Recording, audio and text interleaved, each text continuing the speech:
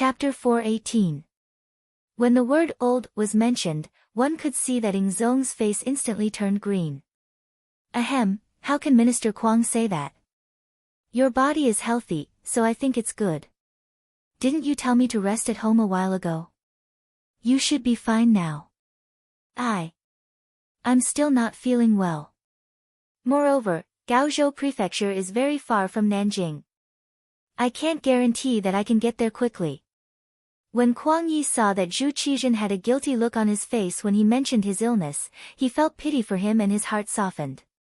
However, when he considered the long journey, he was afraid that he would make a mistake and instinctively wanted to refuse. It's fine. You can take a carriage there. I will arrange for the relay stations along the way. Kuang Yi listened to the announcement. Zhu Qizhen was afraid that if he continued to delay, Kuang Yi would find another excuse. Thus, he said in a firm tone, Minister of War Kuang Yi is an experienced strategist. As my right-hand man, you will be conferred the title of Grand Tutor of the Crown Prince and also the Minister of War. He was conferred an official just like that. The Crown Prince's junior tutor was one of the 3 orphans. At the same time, he was a secondary grade 1 official and also the Minister of War. It could be said that he held great power and was definitely one of the pillars of the imperial court. As soon as the imperial edict was passed down, the other 5 ministers all had looks of envy on their faces. Words of congratulations could be heard one after another. When the imperial edict was given, Kuang Yi was extremely touched. Ever since the Great Ming dynasty was split into the north and south, there were no longer any primary grade officials in the imperial court. The cabinet was also removed. The ministers of the 6 ministries became the leaders of the officials. He originally thought that he would be satisfied if he could keep his position until he retired. However, he never thought that there would be a day when he would be promoted to Grand Tutor of the Crown Prince and become a secondary grade 1 official. With such a position, he could definitely be called the leader of the officials. How could he not be excited and moved by this honor? He was so touched that he knelt on the ground. Thank you for your kindness. I will go home and pack up before heading to Guangdong. Even if I have to sacrifice my old bones, I will persuade the loyal duke to work for the Great Ming dynasty and defeat the enemy. Good. Seeing that Kuang Yi was so straightforward, Zhu Qizhen happily stood up and said, as expected of a loyal minister of the Great Ming dynasty, a pillar of the country. Just like that, Minister Kuang immediately packed up and left. Everyone else had to cooperate with him to the best of their ability. In addition, if the Duke of Loyalty and Courage raises any conditions, my beloved subject can also agree to them on our behalf. Yes, Your Majesty. With Zhu Qizhen's words, Kuang Ye's heart was filled with confidence. He had more confidence in the Guangdong trip. In this meeting with the emperor, Kuang Yi was conferred the title of Grand Tutor of the Crown Prince and regained the favor of the emperor. Outside the Kuang Manor, there was an endless stream of officials who came to congratulate him. It was a scene of prosperity. In comparison, the mercenary camp outside Gaozhou City was as quiet as usual. After more than a month of training, all the cold vanguard soldiers and the auxiliary soldiers had gone through several forest battle drills. This allowed them to have a better understanding of how to fight in the forest. From being completely passive in the beginning to having the ability to fight back, their conditioned reflexes had formed. As long as they were walking in the forest, they would instinctively make some defensive or offensive responses if the slightest bit of the situation was wrong. Not bad, the military quality of the cold vanguard soldiers is very high. There are also quite a few good seedlings among the auxiliary soldiers.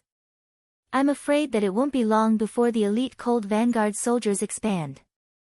Yang Qindong looked at the results of the drills that the various companies sent over and nodded repeatedly. He appeared very satisfied.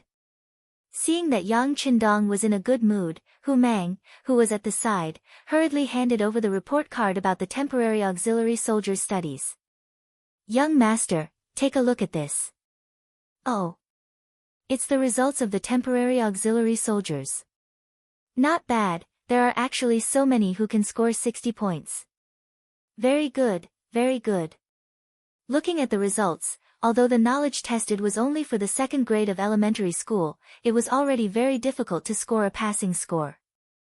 This at least meant that the literacy class was successful. Yes, not only did the political committee work hard, even the two madams put in a lot of effort. Some of them are already qualified to be temporary auxiliary soldiers and are even close to the standard of the cold vanguard soldiers. Now, their loyalty is still to be tested.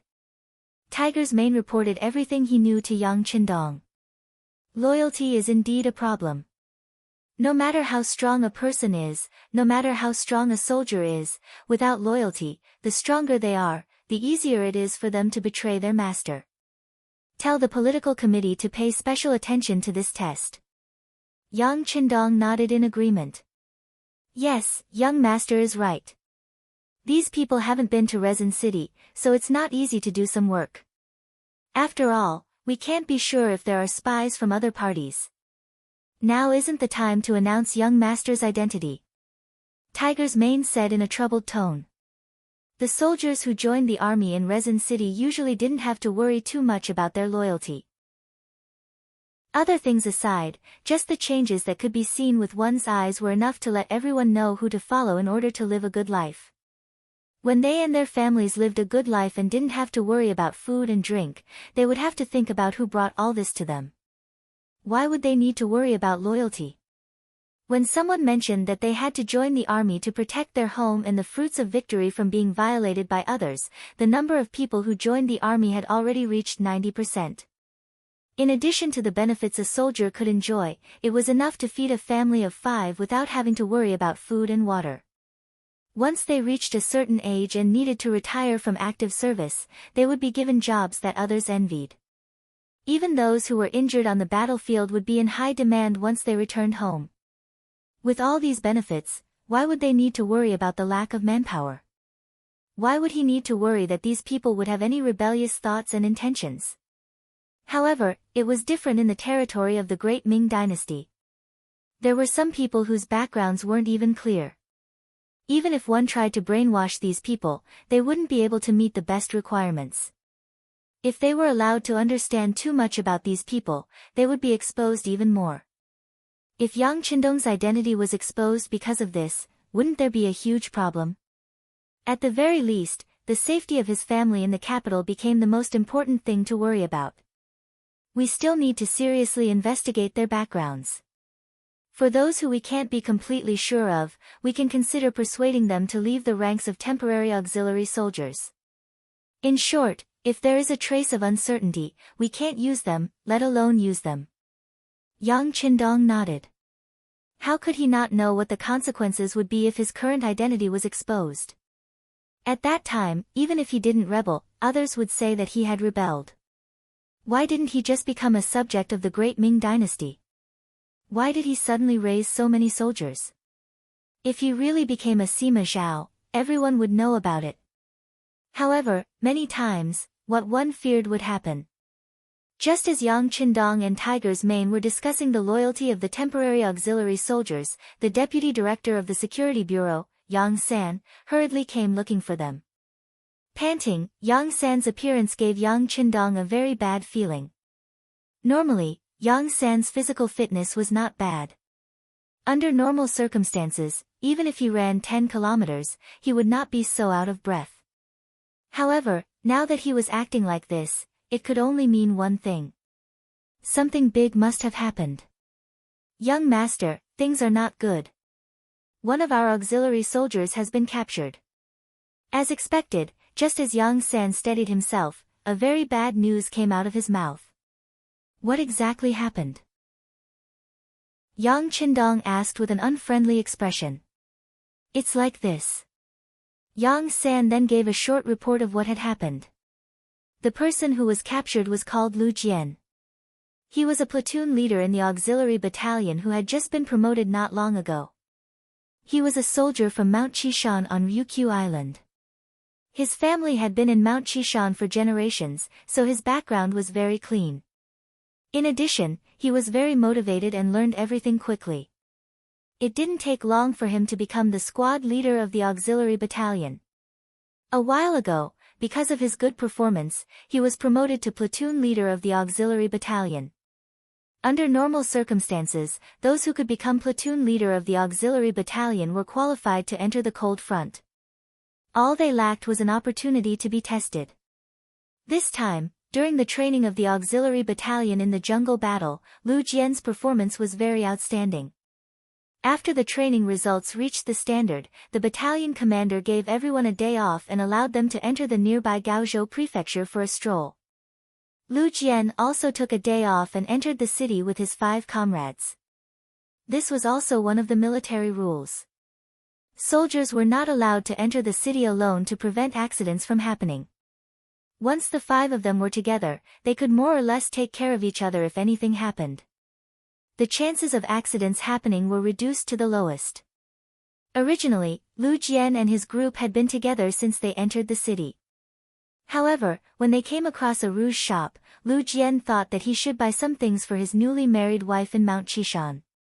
He also heard that the quality of the things in the Central Plains were very good, so he wanted to go in and take a look.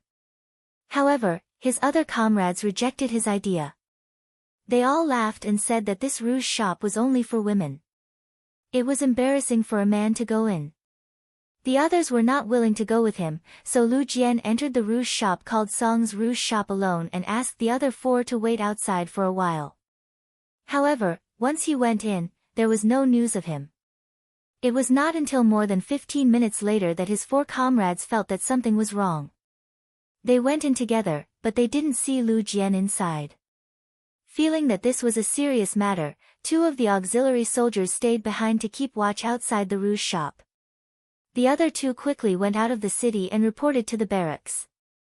After Yang San received the news, he immediately asked for instructions from Yang Qindong. Chapter 419. Young Master, platoon leader Lu Jian is an auxiliary soldier who joined from Qishan. He knows a lot of things. If anything happens to him, I'm afraid the consequences will be unthinkable. After Yang San finished speaking, he reminded him softly. Tiger's mane's expression was also nervous, as if he was afraid that Yang Qindong didn't understand.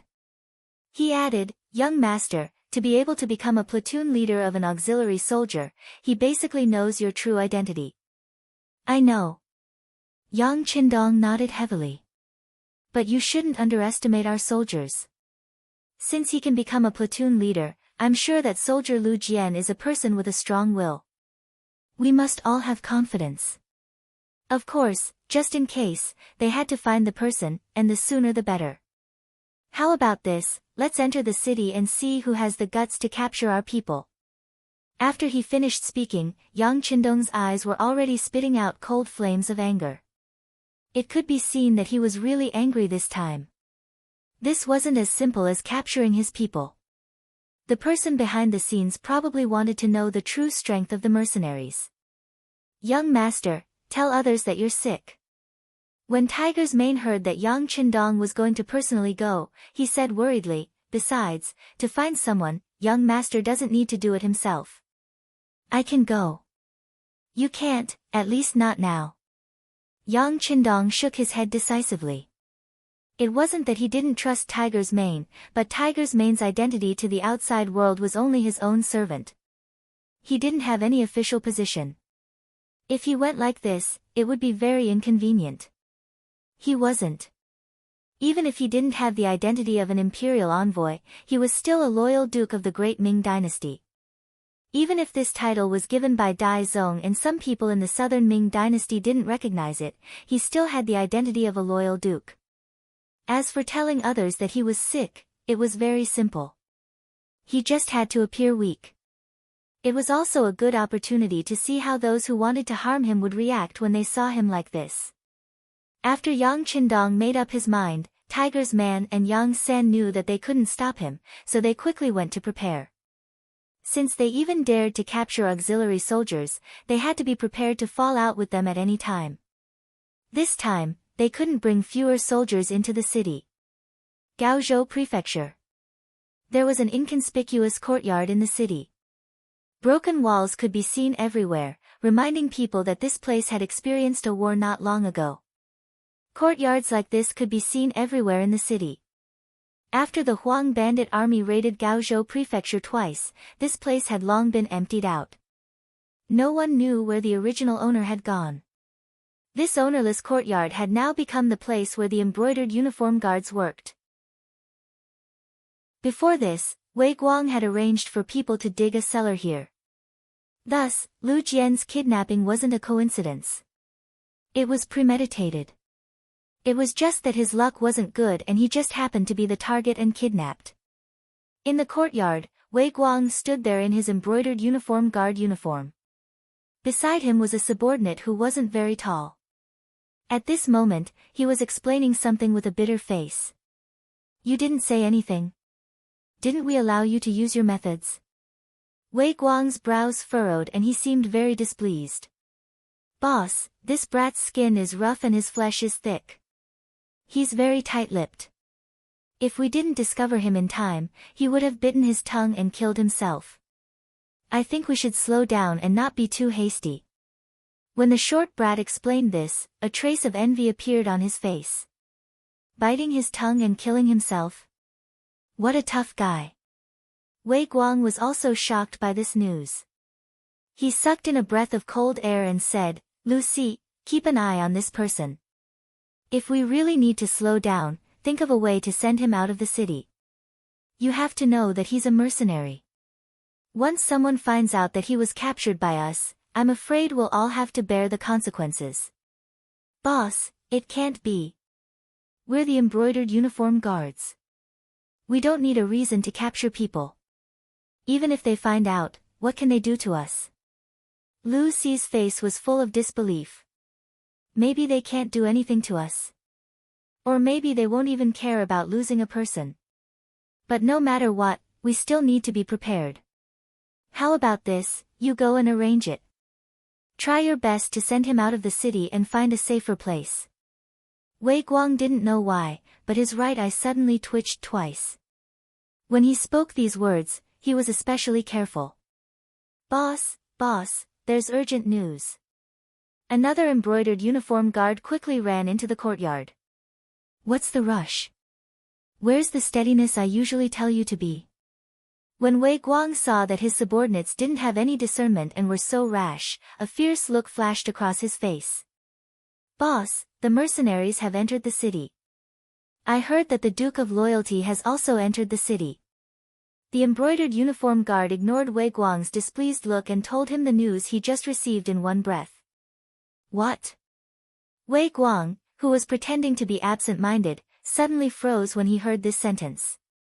Then, as if he remembered something, he grabbed the collar of his subordinate and said, "What did you just say? Repeat it again." With his collar grabbed, the embroidered uniform guard found it difficult to breathe. At this moment, he didn't dare to resist. Instead, he forcefully repeated, "The mercenaries have entered the city. Looking at their grandiose appearance, I'm afraid there are no less than 2,000 of them. Among them, there's also a very luxurious carriage. I heard from others that it's the Duke of Loyalty's personal carriage." Bastard, how could this be? With a sudden force, Wei Guang let go of the embroidered uniform guard's big hand. Then, he fiercely stomped his foot and glared at Lu Si as he said, "Don't move first. Let me go take a look first. That's right, instruct the people here to keep their eyes open. Once they find something wrong, kill them. In short, don't leave any evidence behind." Seeing that Wei Guang was so anxious, Lu Si didn't dare to be negligent and immediately nodded. "Boss, don't worry. Once something goes wrong, we'll kill them to silence them. The dead tell no tales." "Very good, let's go." Seeing that his subordinates understood his meaning, Wei Guang didn't want to stay here any longer. With a wave of his hand, he left the courtyard with nearly 30 embroidered uniform guards. However, what he didn't know was that his every move was being watched by someone. On the roof of a courtyard that was almost a street away, someone was using a high-powered telescope to see everything that was happening. The most frightening thing was that the person who was observing could read lips. In other words, the conversation between Wei Guang and Lu Si was also clearly heard by someone else. Young master is really amazing. He actually thought that it might be the embroidered uniform guards and arranged for us to follow Sir Qianshi. Hee, now that we know that Lu Jian is here, it's easy to handle. Tai Hu put down the high-powered telescope in his hand and revealed a fierce face. The captain of the Wolf Fang Special Forces, Tai Hu, was the one who could read lips and had been observing everything that was happening in the courtyard. In fact, not only Tai Hu, but also the other 19 members of the Wolf Fang Special Forces were proficient in lip reading. This was also the special requirement that Yang Qindong had for them. Since they were the elites of the elites, not only did they have the most advanced weapons in their hands, but they also had to be able to rely on their own abilities. Tai Hu said confidently, but in the eyes of the extremely thin team member beside him, he couldn't help but worry. Tiger King, the sixth young master, said that the embroidered uniform guards are not weak. You must not be careless. Although Wei Guang is gone now, there are at least 10 embroidered uniform guards around. If you are not careful, Lu Jian's life will be lost. If something happens to him, our mission will be considered a failure. Nonsense, this captain doesn't know this point. Do I need you to remind me? Alright, Skinny Monkey, hurry up and arrange the mission. Let King Kong, Violent Ape, Silver Hand, and Steel Leg get ready. Also, inform Captain Baizhua of the Ghost Sniper team. Tell them that the opportunity to contribute and kill the enemy has come. Tai Hu said as he slapped the man with the nickname of Skinny Monkey. Skinny Monkey retreated as if he was flying backward. In just a blink of an eye, Skinny Monkey had retreated at least 4 meters away, which also allowed him to avoid Tai Hu's slap. It was obvious that this was not the first time something like this had happened. Skinny Monkey, who had retreated far away, heard that Tai Hu wanted to cooperate with the Ghost Sniper team to complete the mission. He knew that his captain was very careful in doing things even though he said it happily. His heart was relieved. Alright, Tiger King, please wait for a moment. I will go and inform them now. Skinny Monkey, who had finished speaking, disappeared from the roof after a few ups and downs. It gave people the feeling that he was moving so fast that it was as if he was teleporting. Gaozhou Prefecture Government Compound. This place was completely surrounded by the mercenaries. Among them, there were a few Ming soldiers who were unwilling to submit and wanted to resist. Following that, they were showered with blows from the mercenaries.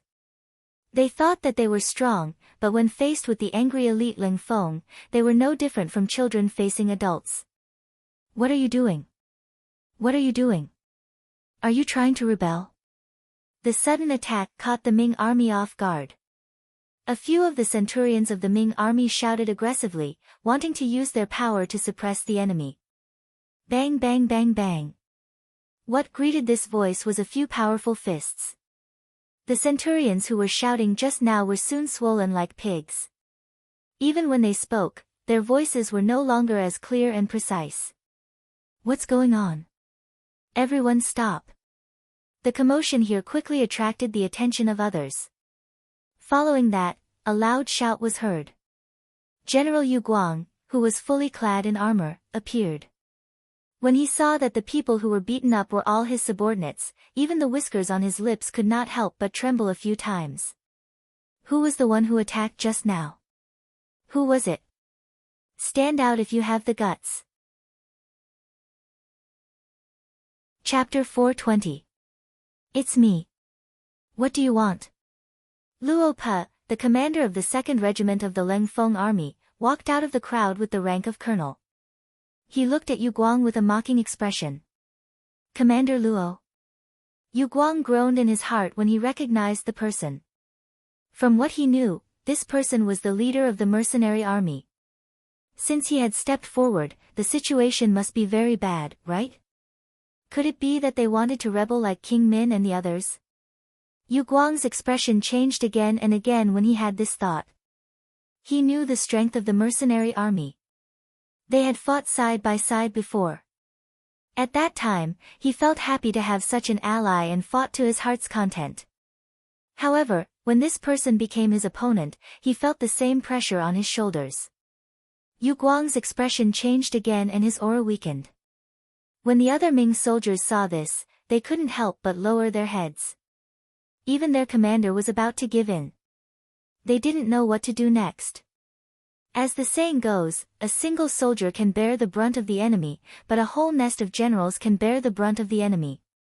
Yu Guang didn't dare to say anything else. Luo Pa snorted coldly, then glanced at the Ming army in front of him and said, "All soldiers, listen to my orders. If anyone dares to resist, beat him up first. If anyone dares to resist with weapons, we will let them have a taste of bullets." "Yes."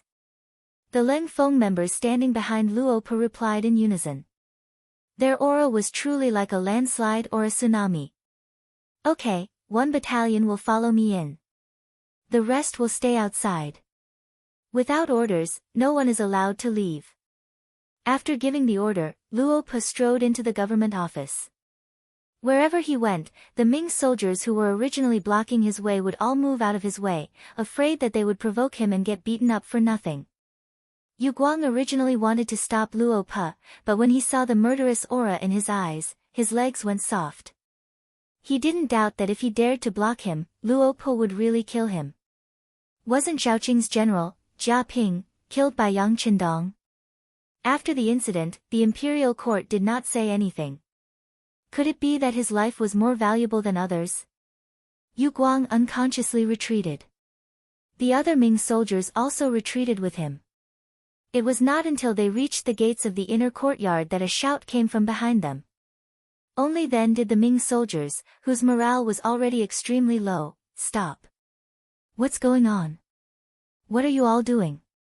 The voice behind Yu Guang was like the sound of nature to him, causing him to involuntarily stop in his tracks. Following which, he quickly turned around. "General Ma, the mercenaries suddenly surrounded our magistrate's office. This general tried to reason with them, but they actually attacked us. General, please uphold justice for our brothers. General, please make the decision." The other Ming soldiers followed suit, looking as if they had been greatly wronged. Useless. When Ma Wei saw that Yu Guang only knew how to complain, he couldn't help but feel angry. He thought to himself, if they can attack, can't you guys fight back? However, he naturally couldn't say such words. After all, the mercenaries were considered allies. Moreover, he still wanted to recruit them for his own use. If he really said such words, it would be impossible to recruit them. But no matter what kind of plan he had in mind, since the mercenaries had come knocking on his door, he still had to show his toughness. Otherwise, wouldn't he be looked down upon by others? After softly reprimanding Yu Guang, Ma Wei's gaze landed on Luo Pa. Following which, he sneered, "Isn't this Commander Luo? What's going on? What happened to provoke you to bring an army to surround my magistrate's office? If you can't give me an explanation for this matter, even if you are mercenaries, you will still have to pay the price." Looking at Luo Pa, who was chatting enthusiastically with everyone a while ago, General Ma Wei put down his pride. At that time, he wanted to recruit Luo Pa and wanted some temporary auxiliary soldiers to join his side. Naturally, he could say any kind of soft words and lower his head to anything. However, it was different now. The other party had already killed their way to him. If he still lowered his head, he would be seen as weak. Pay the price? I think you are the ones who have to pay the price. Facing Ma Wei, who was about to flip out, Luo Pa didn't have the slightest bit of fear. He still had his head held high. "What? Do you really think you are invincible? Please remember, this is the Southern Ming Empire's territory. How can you be so arrogant in our territory? Men, surround them."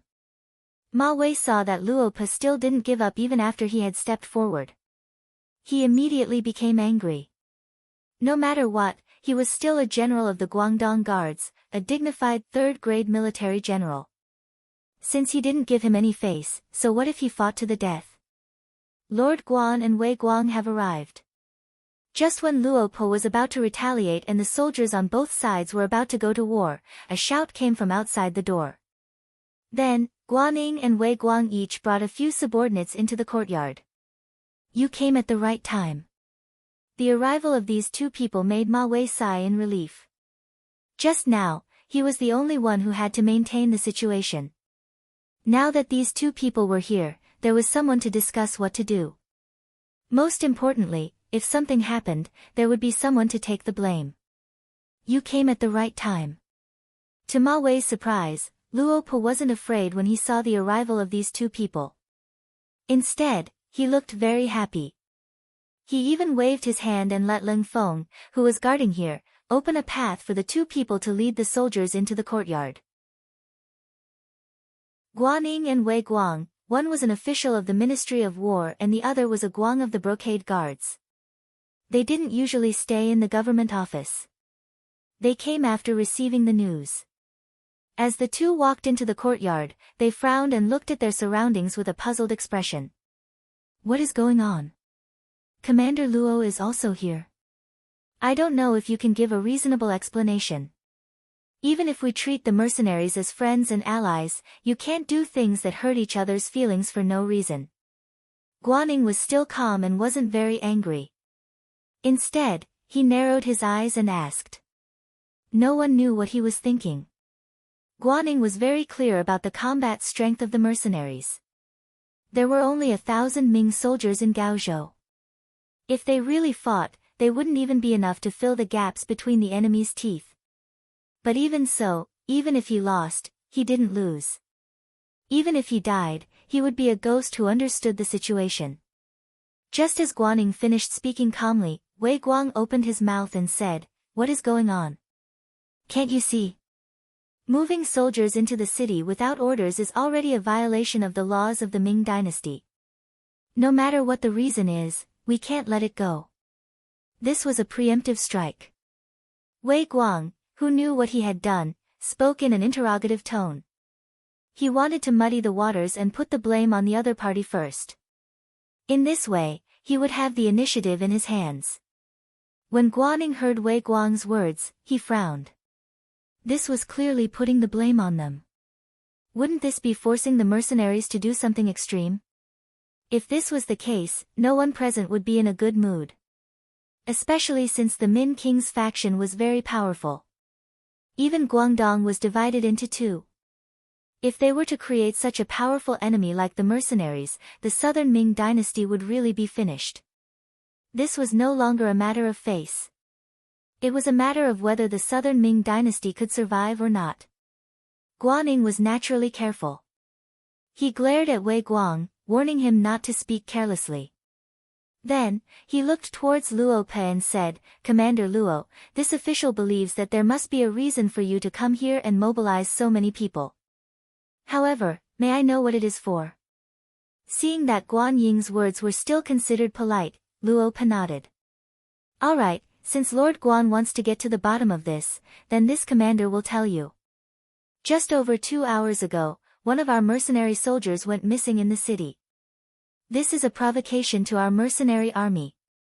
You must give us an explanation for this matter, otherwise we can only investigate it ourselves.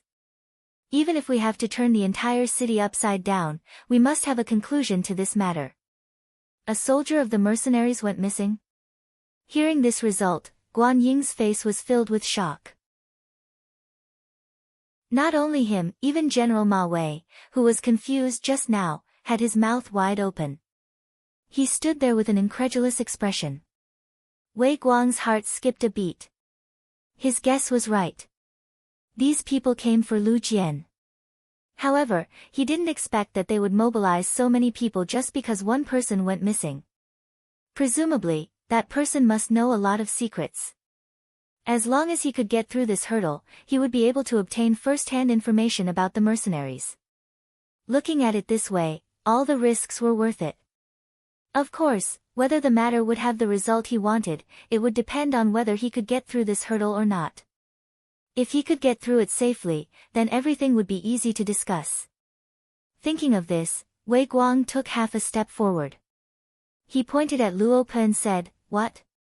You lost one person and you come looking for us? What kind of logic is this? Who knows if your soldiers are deserters because they're afraid of war? We won't take the blame for this." Seeing Wei Guang jump out first, Luo Po's expression didn't change. He only said sternly, Wei Guang, please be careful with your words. Our mercenaries will not have any deserters. Don't use your subordinates' methods on us brothers. You can't bear the consequences. Being threatened again, Wei Guang's expression was naturally very ugly. Luo Po, you should also watch your words. I am a member of the embroidered uniform guard. Outsiders have no right to order me around. Chapter 421. Everyone, please don't get angry. Guan Yin saw that Wei Guang's tone was not friendly. He was afraid that if this continued, the two sides would fight before the matter was cleared up. If that happened, the truth would never be revealed. Therefore, he stood up and wanted to be a peacemaker. Commander Luo, Wei Guang's attitude may not be very good, but what he said is the truth. You want to search the entire city for one missing person. Isn't this too much? If the final result is that you still can't find the person you're looking for after turning the city upside down, how will you explain it then? Facing Guan Yin's question, Luo Po still shook his head expressionlessly. I can't guarantee whether I can find him or not, but I'm also acting on orders. If anyone dares to stop me, then they are my enemy. It's that simple, so I hope you can make it easy. Acting on orders. The moment these 4 words were said, Guan Yin, Ma Wei, and Wei Guang's expressions all changed dramatically. Who was Luo Po? He was the commander of the mercenary army, the most elite commander of the Cold Front. It could be said that he was the highest officer of this mercenary army. If even he had to say that he was acting on orders, then the answer to whose orders he was acting on seemed to be right in front of them. Zhong Dang Duke is here. Guan Yin asked as he took a deep breath in his heart. Yes, he's here. Zhong Dang Duke, please. Luo Po nodded. His task was originally to surround the 3 lords and the many Ming soldiers here. Since he had already done that, then the next stage was not his own stage, but to be handed over to the 6th young master. Following Luo Po's loud shout, a carriage, under the protection of many able-bodied men, slowly drove into the inner courtyard from the outside. Before this, all the obstacles that prevented the carriage from moving had been cleaned up. In the cellar of the small courtyard, Lu Si, dressed in the uniform of the brocade guard, was still interrogating Lu Jian, who was beaten black and blue and covered in blood. Brother, we were still a family 500 years ago. Just say what you want to say. Why do you have to suffer like this? It really makes my heart ache. Lu Si's voice echoed in Lu Jian's ears. Lu Jian, who was tied up, opened his eyes with great difficulty. His eyelashes fluttered and he seemed to be mumbling something. Seeing that Lu Jian was about to speak, Lu Si hurriedly moved his face closer, wanting to hear what was being said. Suddenly, a mouthful of saliva flew towards his face. Completely caught off guard, Lu Si was spat all over his face. When he sensed that there was blood in the saliva, he wiped it away forcefully before glaring angrily, Brat, you're refusing a toast only to be forced to drink a forfeit. Since that's the case, don't blame me for being impolite. Next, I'll make you beg for death. Men, continue the torture. Lu Si was so enraged that he ignored Lu Jian's injuries and wanted to torture him. He wanted to see if this person was made of iron. Did he really not know what pain was? Boom! Just as he finished speaking, an embroidered uniform guard approached step by step with a thin whip that was dipped in salt water. Suddenly, the cellar door was broken from the outside. Following that, a powerful man appeared in their line of sight. The man was tall and muscular, and his muscular body gave people a feeling of explosive power. As soon as he appeared, he charged forward like a mad bull. First, the embroidered uniform guard with the whip only saw a black shadow getting bigger and bigger in his eyes. Then, before he could do anything to dodge, he felt a sharp pain all over his body. It was as if all his ribs were broken at this moment. His whole body flew backwards because of this. With just one collision, he heavily injured an embroidered uniform guard. Following that, the black shadow rushed towards Lu Si. The sudden change was too fast. It was so fast that Lu Si only managed to grab the spring-embroidered saber at his waist with his right hand before his whole body flew backwards. His ears were filled with the whistling sound of the wind. Only when he hit the wall behind him did he stop. He felt as if all the bones in his body had fallen apart. With a plop, he fell to the ground. In just 2 rounds, the intruder had completely controlled the situation in the cellar. This result made everyone clap their hands in satisfaction. Then, they lightly spat out 4 words, unable to withstand a single blow. The cellar door was once again opened from the outside. Wolf found Captain Tai, who brought Skinny Monkey and the others out. When he saw the situation in front of him, Skinny Monkey chuckled. Not bad. Violent Ape is indeed violent. You finished the battle so quickly. Humph. It's just that these people are too incompetent. Violent Ape said unconcernedly. He looked as if he hadn't had enough fun yet. Alright, let's save them first. Then, we'll capture these 2 people and bring them to the young master. Tai Hu saw that the situation had been settled. The problem in the cellar had been solved. The Ghost Shadow Sniper team had taken action outside and killed all the other embroidered uniform guards. The danger no longer existed. He also let out a sigh of relief. After all, this time they were facing the elite embroidered uniform guards. Moreover, they had hostages in the hands of the other party. If they were careless, it could cause extremely serious consequences and disappoint the young master. Fortunately, the other party wasn't on guard. In addition, they were well prepared. With the help of the Ghost Sniper team, the problem was solved smoothly. At this time, Lu Si still had some strength in his body.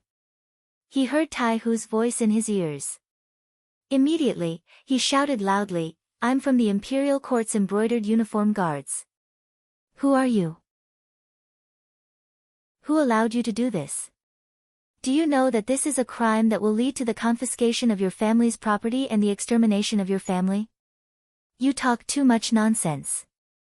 Lu Si was still shouting. Skinny Monkey had already walked over impatiently. He lifted his foot and lightly kicked Lu Si. In an instant, Lu Si stopped moving. Obviously, this kick had knocked him out. The inner court of the magistrate's office. As the luxurious carriage drove in, it quickly began to clear the place. All unrelated people were kicked out. Even the bodyguards beside Guaning, Ma Wei, and Wei Guang were not left behind. Regarding this, the 3 naturally wanted to resist. However, when Qiu Vi led the first guard team to attack, Peng Yu, Ba Daojiang, and the other team members attacked together, how could those people be a match for them? They were either beaten to the ground or half kneeling on the ground with bloody noses and swollen faces. In short, there wasn't a single good person. Seeing that the strength of his subordinates was so weak, Guaning straightforwardly ordered everyone to leave.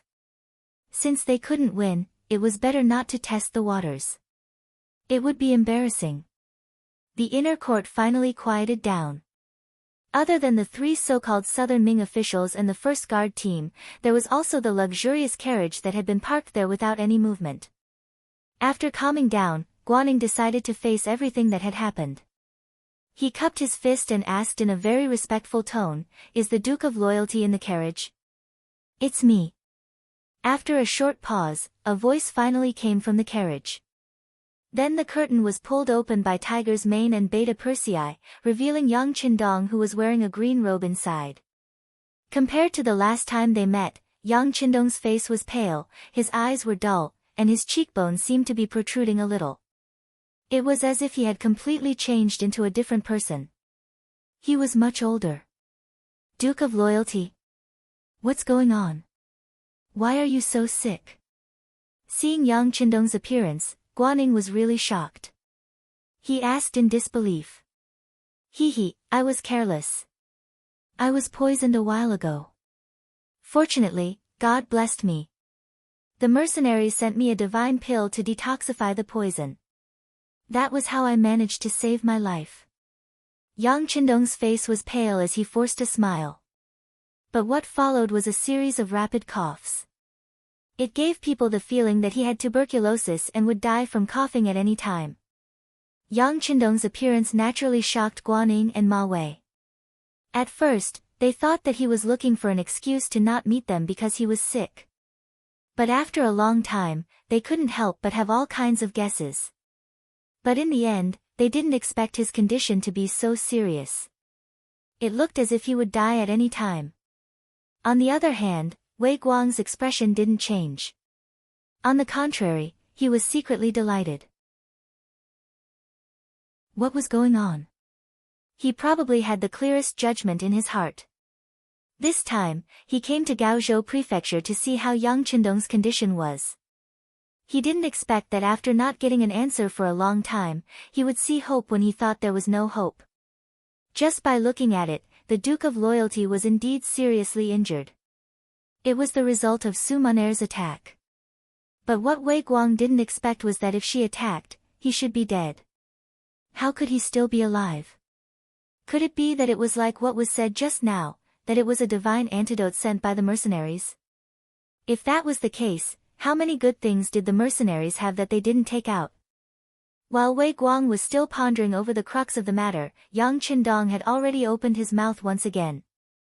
Sirs, this time the mercenaries had no choice but to act. As you all know, the mercenaries are very protective of their people. Anyone who dares to provoke them will not have a good ending. Now that a person has gone missing, and I heard that it's an officer, it's reasonable that they would be angry. How about this? I will be the middleman and give everyone a chance. If anyone is the one who captured him, stand up and ask for forgiveness now. I can even consider interceding for him. Maybe he can still live. This way, everyone won't be affected. How about it? As if he forced himself to say these words, Yang Qindong sat in the carriage and panted heavily.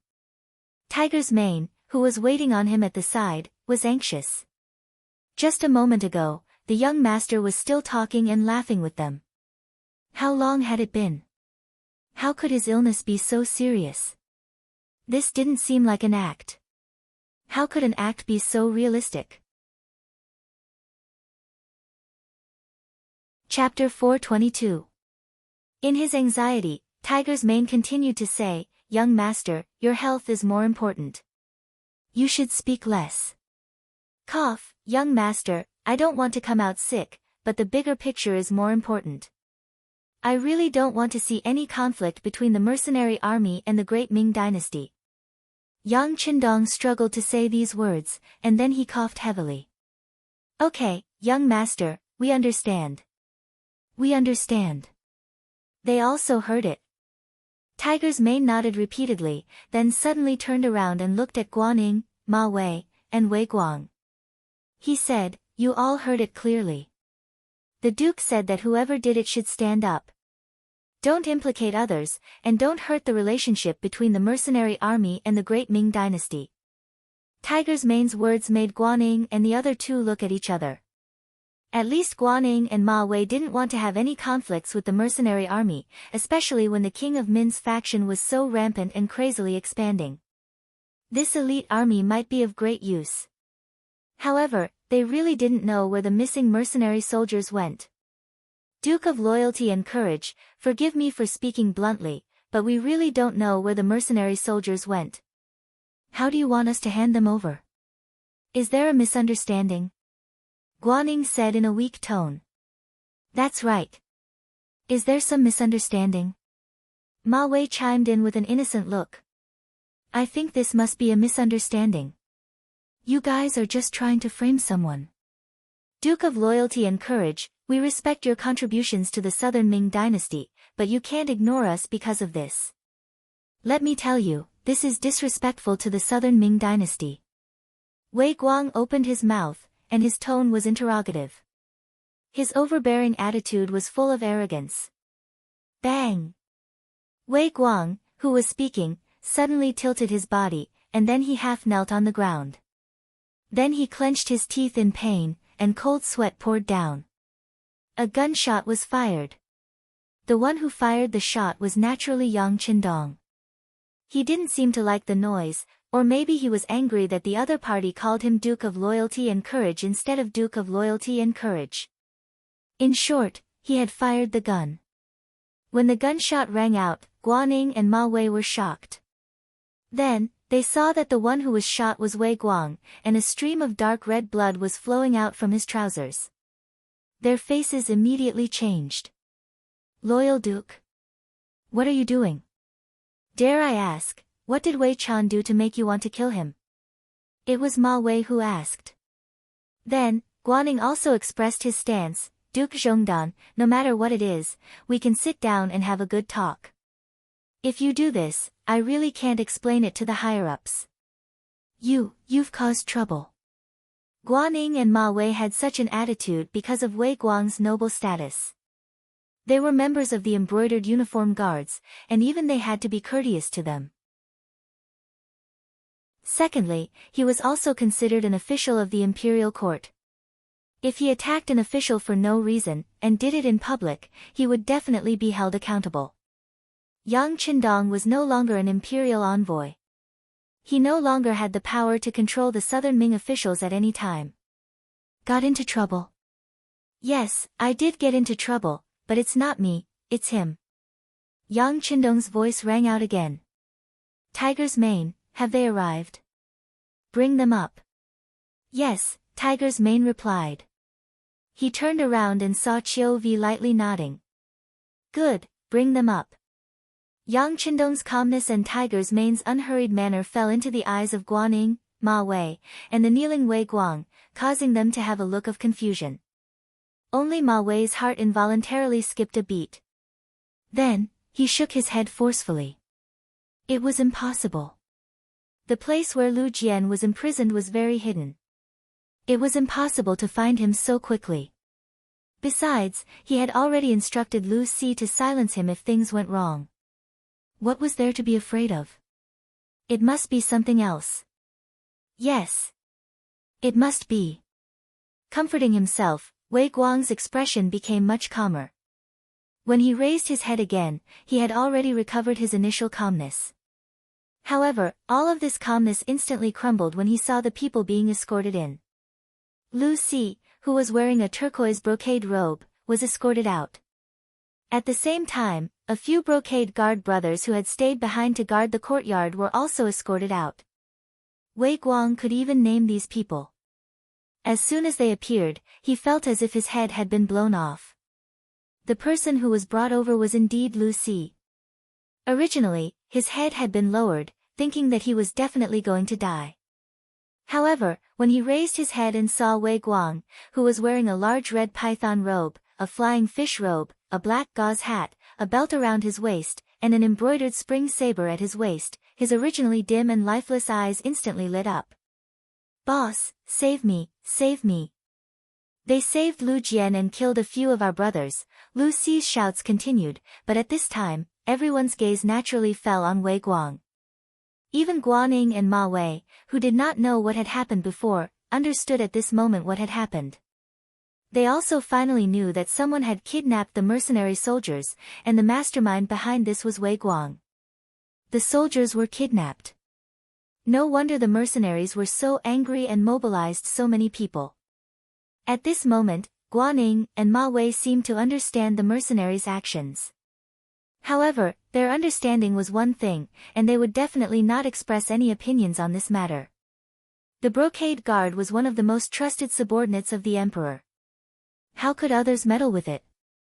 Even if they did something wrong, there would definitely be someone from above to vouch for them. It was not something that military officials of their level could interfere. Since they could not interfere, they could only stand aside and watch the show. From a certain point of view, Guaning and Ma Wei were even happy to see Wei Guang suffer. Shut up. Hearing that Lu Si's shouts had no intention of stopping, Wei Guang endured the gunshot wound on his leg and yelled loudly. Then, he looked at Yang Qindong in the luxurious carriage and said with a strong appearance, "That's right, we captured him. It was only because he violated the laws of the Ming dynasty that we had to capture him. But you guys, why did you dare to kill the brothers of the brocade guard? Do you know how big of a crime this is?" Bang! Just as Wei Guang wanted to gain the upper hand by a show of strength and wanted to question Yang Qindong, another gunshot rang out. The unprepared Wei Guang's left leg was also shot. He was originally half kneeling, but now he was completely kneeling on both knees and became shorter. How bold, capturing a mercenary soldier for no reason and still daring to argue with reason. You really deserve to be killed. Yang Qindong's face turned ashen. Perhaps it was because his body was too weak or because he was really angry, but his face gave people a terrifying feeling. When Yang Qindong said that he deserved to be killed, Tiger's mane nodded his head and nodded towards Ba Daojiang and Peng Yu of the first guard team. The two of them strode to the kneeling Wei Guang and lifted him into the air with one arm each. Ah! What are you doing? What are you doing? I am the commander of the Brocade Guard, Qian Shi. I was personally appointed by the emperor. I am an official of the imperial court. You have no right to do anything to me, no. As if he felt something, Wei Guang struggled and shouted loudly, explaining the severity of the situation. Deal with them one by one, from small to large, cough. Yang Qindong didn't pay attention to the shouting Wei Guang, but after saying this to Hu Mang, he leaned back, gasping, and his chest was constantly undulating at this moment. Young master, you need to take care of your body. Hu Mang blurted out this sentence unconsciously. It seemed that Yang Qindong's acting was too good, and he was speaking from his own feelings. However, Guaning and Ma Wei, who were about to plead for leniency, shut their mouths when they heard this. Yang Qindong was sick like this. Logically speaking, he should be recuperating, but he still walked out. This showed how important this matter was. Wei Guang brought this upon himself. If they pleaded now, it would seem that this matter had something to do with them. But who knew if the angry Yang Qindong would take care of them as well? Since it was none of his business, he could just let it go. If there were any benefits to be gained from telling him, he could still take the risk and give it a try. But the people of the embroidered uniform guards had always been ungrateful. Even if they spoke up for him now, when they committed a crime in the future, they would not be lenient. If that was the case, why take the risk? No one spoke up for Wei Guang and the others. Tiger's mane was naturally more straightforward when it came to doing things. First, he and Beta Persei each took a machete. Then, they came in front of the ordinary embroidered uniform guards who were brought here. With a raise of their right arm, their heads were separated from their bodies. Tiger's mane and Beta Persei took turns to kill the other embroidered uniform guards. When it was Beta Persei's turn to raise his machete to kill Lu Si, he actually wet his pants. Then, he shouted loudly, "Don't kill me, I know who poisoned the Duke of Loyalty." Beta Persei, who had already raised his machete and was about to swing it down, suddenly stopped. It was as if he had been immobilized. "Lu Si, do you not want to live anymore? Aren't you afraid that all 9 generations of your family will be executed?" Wei Guang, who was still emphasizing his identity to intimidate others not to touch him, suddenly heard Lu Si's words. His expression changed drastically, and cold sweat flowed down his face. As a trusted aide, Lu Si had heard Wei Guang mention when he was drunk about the plan of the commander sending Su Maner to kill Yang Qindong. After he sobered up, Wei Guang even thought of silencing him. But at that time, Lu Si knelt on the ground and swore that he would never speak of this matter. Otherwise, he would die a horrible death. In the end, Wei Guang spared his subordinate's life. Perhaps he also thought that Lu Si would not dare to speak of such an important matter because once it was spread, he would definitely die. Chapter 423. But who would have thought that he would finally say it in front of so many people? The consequences would be unimaginable. Wei Guang still wanted to say something to scare him, but Peng Yu and Ba Daojiang, who were sandwiching him, received a signal from Tiger's mane and each of them punched him in the stomach. The intense pain made him shut his mouth immediately and groan in pain. Wei Guang did not speak, but Lu Si stood there and laughed loudly. "Execute my entire family? I'm sorry, but my ancestral home is Yunnan's Cheli department. When the Min King rebelled, everyone in my family was killed. No one was spared, so I'm the only one left. What's there to be afraid of? Lu Si seemed to be venting something. After shouting, he suddenly turned to look at the side of the carriage and fell to his knees. This lowly one is Lu Si, serving in the brocade guard. I have done many heinous things. I know that I have sinned deeply. However, the heavens are virtuous. I want to turn over a new leaf and start anew. I hope that the Duke of Loyalty can give this lowly one a chance. The heavens are indeed benevolent. Tell me everything you know. As long as it's true, I'll let you live. I'll even give you enough money to live the rest of your life. But remember, don't try to bite me. Otherwise, don't blame my gun for not recognizing you. Cough, cough. Yang Qindong's voice slowly came out. Then, the carriage turned around and faced the direction where Lu Si knelt on the ground. As the carriage turned around, he gave a signal to Tiger's mane. Thank you, Duke of Loyalty, for your understanding. Lu Si said with a slightly emotional tone. He believed that since the Duke of Loyalty had made a promise in front of so many people, his life should be saved. With the thought of surviving a calamity, he raised his head and said loudly, Loyal Duke, the people who wanted to take your life were the embroidered uniform guards. They were afraid that your contributions were too great and would endanger the Emperor, Puchi. Lu Si seemed to want to continue speaking, but a steel saber had already pierced through his back. The tip of the saber continued to drip blood after piercing through his chest. Lu Si used the last of his strength to look sideways. When he saw that the person who killed him was actually his superior, Wei Guang, there was a strong unwillingness in his eyes. After smacking his lips twice, he leaned back heavily with his eyes staring at the sky. He couldn't be more dead than he already was. The person who killed Lu Si was Wei Guang. Just now, for some reason, Peng Yu and Ba Daojiang, who were originally holding him down, suddenly loosened their grip, giving him a chance to catch his breath. Then, he heard Lu Si's voice. How could Wei Guang listen to him when he was telling the truth? Lu Si no longer had any relatives. Naturally, he was not afraid of being executed. However, his family members were all in Nanjing. If something really happened to them and he died, what about his family members? For his family, Wei Guang, who forced himself to take a breath, suddenly flew up and used the last trace of internal qi in his body to stab Lu Si, who was telling the truth, through his heart. Lu Si was finally dead. Although before he died, he said that it was the genie guards who killed Yang Qindong. Fortunately, he didn't say the real mastermind behind the scenes. Everything was delayed. Wei Guang let out a long sigh of relief in his heart. When he raised his head to look at Yang Qindong, his voice was fierce and resolute as he said, That's right, I did it. I arranged for someone to poison you. I just didn't expect your life to be so tough that you still didn't die. But it doesn't matter. It seems that you only have half of your life left. You will spend the rest of your life in pain. In this way, my goal has been achieved. I have achieved it. After saying this, Wei Guang, who was laughing, suddenly put the spring embroidery saber across his neck, as if he was going to die. Hurry up and take the saber. Yang Qindong shouted anxiously.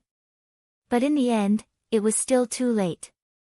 Without waiting for the others to do anything, the saber had already slit its owner's neck. Then, blood splattered. Wei Guang fell to the ground with a plop, without a trace of life or breath. Wei Guang had committed suicide. This scene made Guaning and Ma Wei's hearts jump. The change in front of their eyes was so fast that it was completely out of their expectations. However, they quickly calmed down and thought through everything. For Guaning, he even had a draft in his mind on how he was going to report today's matter to the court.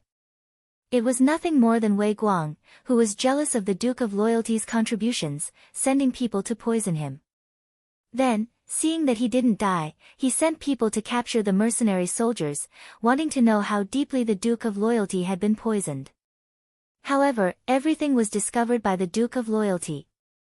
Then, he committed suicide in front of everyone.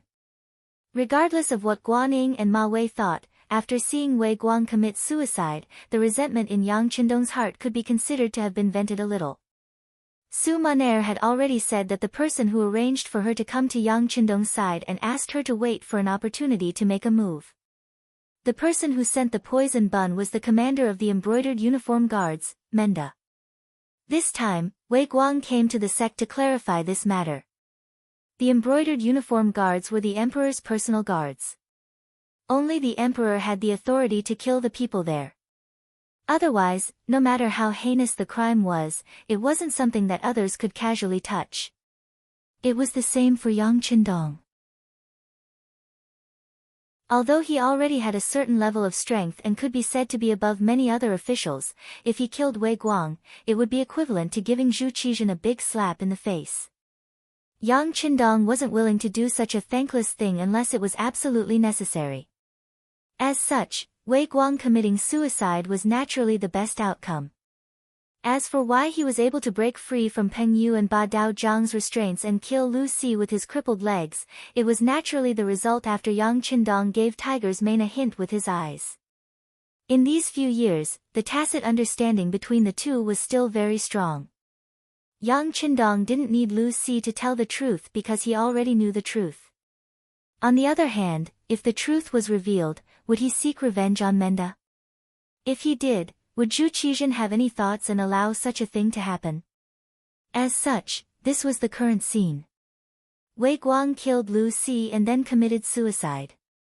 Yang Qindong could remove himself from this matter completely and also take the opportunity to knock Menda and Zhu Qizhen down, letting them know how difficult it was to kill him.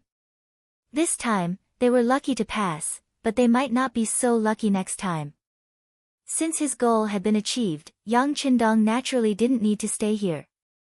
Waving his hand, Tiger's mane and Beta Persei put down the curtains of the carriage, and then the large group of people left the magistrate court and Gaozhou prefecture. Along the way, neither Guanyin nor Ma Wei stood out to say anything. Yang Qindong was indeed sick, and it was quite serious. This was all seen with their own eyes. Not to mention, this illness was poisoned by the brocade guards. As such, how could they still ask Yang Qindong to leave with the mercenaries? Not to mention, now that the King of Min was powerful, they still pointed at Yang Qindong in their hearts as a shield. They believed that with the existence of these mercenaries, even if the King of Min wanted to conquer Gaozhou and Laizhou, he would have to consider the strength of these mercenaries first. They successfully returned to their own military camp. Yang Qindong was completely different from before. His illness had long disappeared, and when he appeared in front of everyone, he was full of energy. "How is Lu Jian?" Yang Qindong asked Tiger's mane as he walked towards the infirmary. "Young master, Lu Jian only suffered some superficial injuries. He will be fine after a good rest." "Oh yes, he didn't say anything when he was tortured by the brocade guards. He is really a tough man," Tiger's mane said with a face full of admiration. "Not bad, no wonder he can become the platoon leader of the auxiliary troops. Tell him that after he recovers, let him report to the Cold Front Regiment. He has already passed the loyalty test." Yang Qindong nodded satisfactorily, then opened the tent of the infirmary.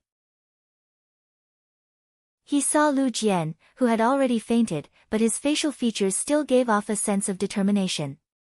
Looking at Lu Jian, who was almost covered in wounds, Yang Qindong sighed and said, "Look, this is our warrior. How brave and tenacious. This is a true man. Tell all the Cold Front Regiment and auxiliary troops to learn from Lu Jian. Also, give Lu Jian a silver medal. This is the reward he deserves." Hearing about the silver medal, Tiger's mane nodded heavily. "That is indeed the case. I will pass down the young master's order immediately."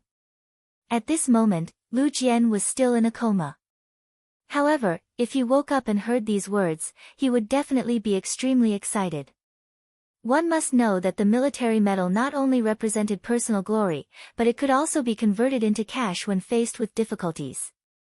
This was set by Yang Qindong before he announced the medal system. This was because he was afraid that the country's heroes would face difficulties one day. If that really happened, a high-grade metal could be exchanged for a large amount of silver, enough to solve most problems and difficulties. 1451 AD, late July. After more than 10 days of bumpy travel, Kuang Yi, the southern Ming crown prince and minister of war, finally arrived at Gaozhou prefecture of Guangdong. The reason why it was a few turns was because some of the cities from Nanjing to here were already occupied by the king of Min. He had to change his route several times along the way. Kuang Ye's entry into Gaozhou prefecture was a secret. Even his journey was very secretive. No one knew if the king of Min had placed any spies in southern Ming. If the route was made public, who knew how many times he would have to face assassination? It was even uncertain if he could safely reach Gaozhou prefecture. Because it was hidden, when Kuang Yi suddenly appeared in Gaozhou prefecture, it really shocked Guanning and Ma Wei. Chapter 424. The journey was too long, and the journey was not peaceful. The news that Kuang Yi had regained his power and was promoted half a rank hadn't reached here yet. So when he saw Kuang Yi appear, Guan Ying's face was full of shock. His first feeling was that his teacher had been kicked out of the capital by Yingzong. Greetings, Lord Kuang. Ma Wei also broke out in a cold sweat. He also didn't know what had happened to this old minister recently. However, since he was here, he still had to be respectful. After leaving here, he would immediately send someone to the capital to find out more about Kuang Yi. Kuang Ye's eyes fell on the two's expressions. This old man who was over 60 years old was extremely wise and far-sighted. With a single glance, he saw through the two's thoughts. Chuckling, he said, "Generals, there is no need to be surprised. This old man came to Gaozhou prefecture under the emperor's orders." "Oh, right. The emperor empathized with my loyalty and bravery and specially conferred me the title of Grand Tutor to the Crown Prince." Guanning Ma became excited when he heard the Crown Prince's words. He clasped his hands and said, "Congratulations, teacher." "Congratulations, Lord Kuang." Ma Wei also quickly changed the way he addressed Kuang Yi. He no longer called him Lord Kuang like before, but Minister Kuang. "Congratulations to you too." Kuang Ye's wrinkled face smiled. He had seen Ma Wei's performance just now. His attitude towards these people was only perfunctory. Firstly, this was not a direct descendant that he had nurtured, and secondly, the other party was the commander of the Guangdong Guards, a martial official of the 3 ranks. If he was too close to the other party, once this news reached the court and reached the emperor's ears, who knew what kind of adverse effects it would bring? Maintaining a certain distance and only maintaining the relationship of a superior and subordinate was how an evergreen official should behave. "Teacher, something happened a few days ago. I have secretly reported it to the imperial court, but I don't think you know about it." After the pleasantries, Guanning said carefully. "What is it?" Kuang Yi had a bad feeling when he heard that Guanning had secretly reported it to the imperial court. He knew that ordinary small matters couldn't be reported, especially when the situation was so unstable. Trivial matters couldn't be reported. He also understood Guan Ying's character. Guanning was farsighted and would not be entangled over such a small matter. Now that Guanning had brought it up in such a serious manner, it could not be anything good. "Teacher, Wei Guang of the Imperial Court's Brocade Guard has died. He committed suicide in front of us." The reason for his death was. Although he didn't know why Kuang Yi was here, given the current situation, if the Minister of War didn't stay in the capital to organize and command the army, but instead came to Gaozhou, a place that seemed like it was about to be abandoned, something big must have happened. Based on his analysis and intuition, Guanning believed that it had something to do with Yang Qindong and the mercenaries. Therefore, he first told him about Yang Qindong being poisoned. Guanning was indeed capable. At the very least, he had good foresight. After he finished speaking, he saw the shock on Kuang Ye's face. "Wait, what did you say? Was the Duke of Loyalty poisoned?" Wei Guang even admitted that he did it. "Well, Minister, you must be tired from traveling so far. I will go arrange for a banquet." When Ma Wei heard this, his expression changed again and again. He felt that the teacher and disciple had something important to talk about. It was really awkward for him to stand there with his status, so he found an excuse to leave. Kuang Yi was very satisfied with Ma Wei's tactfulness.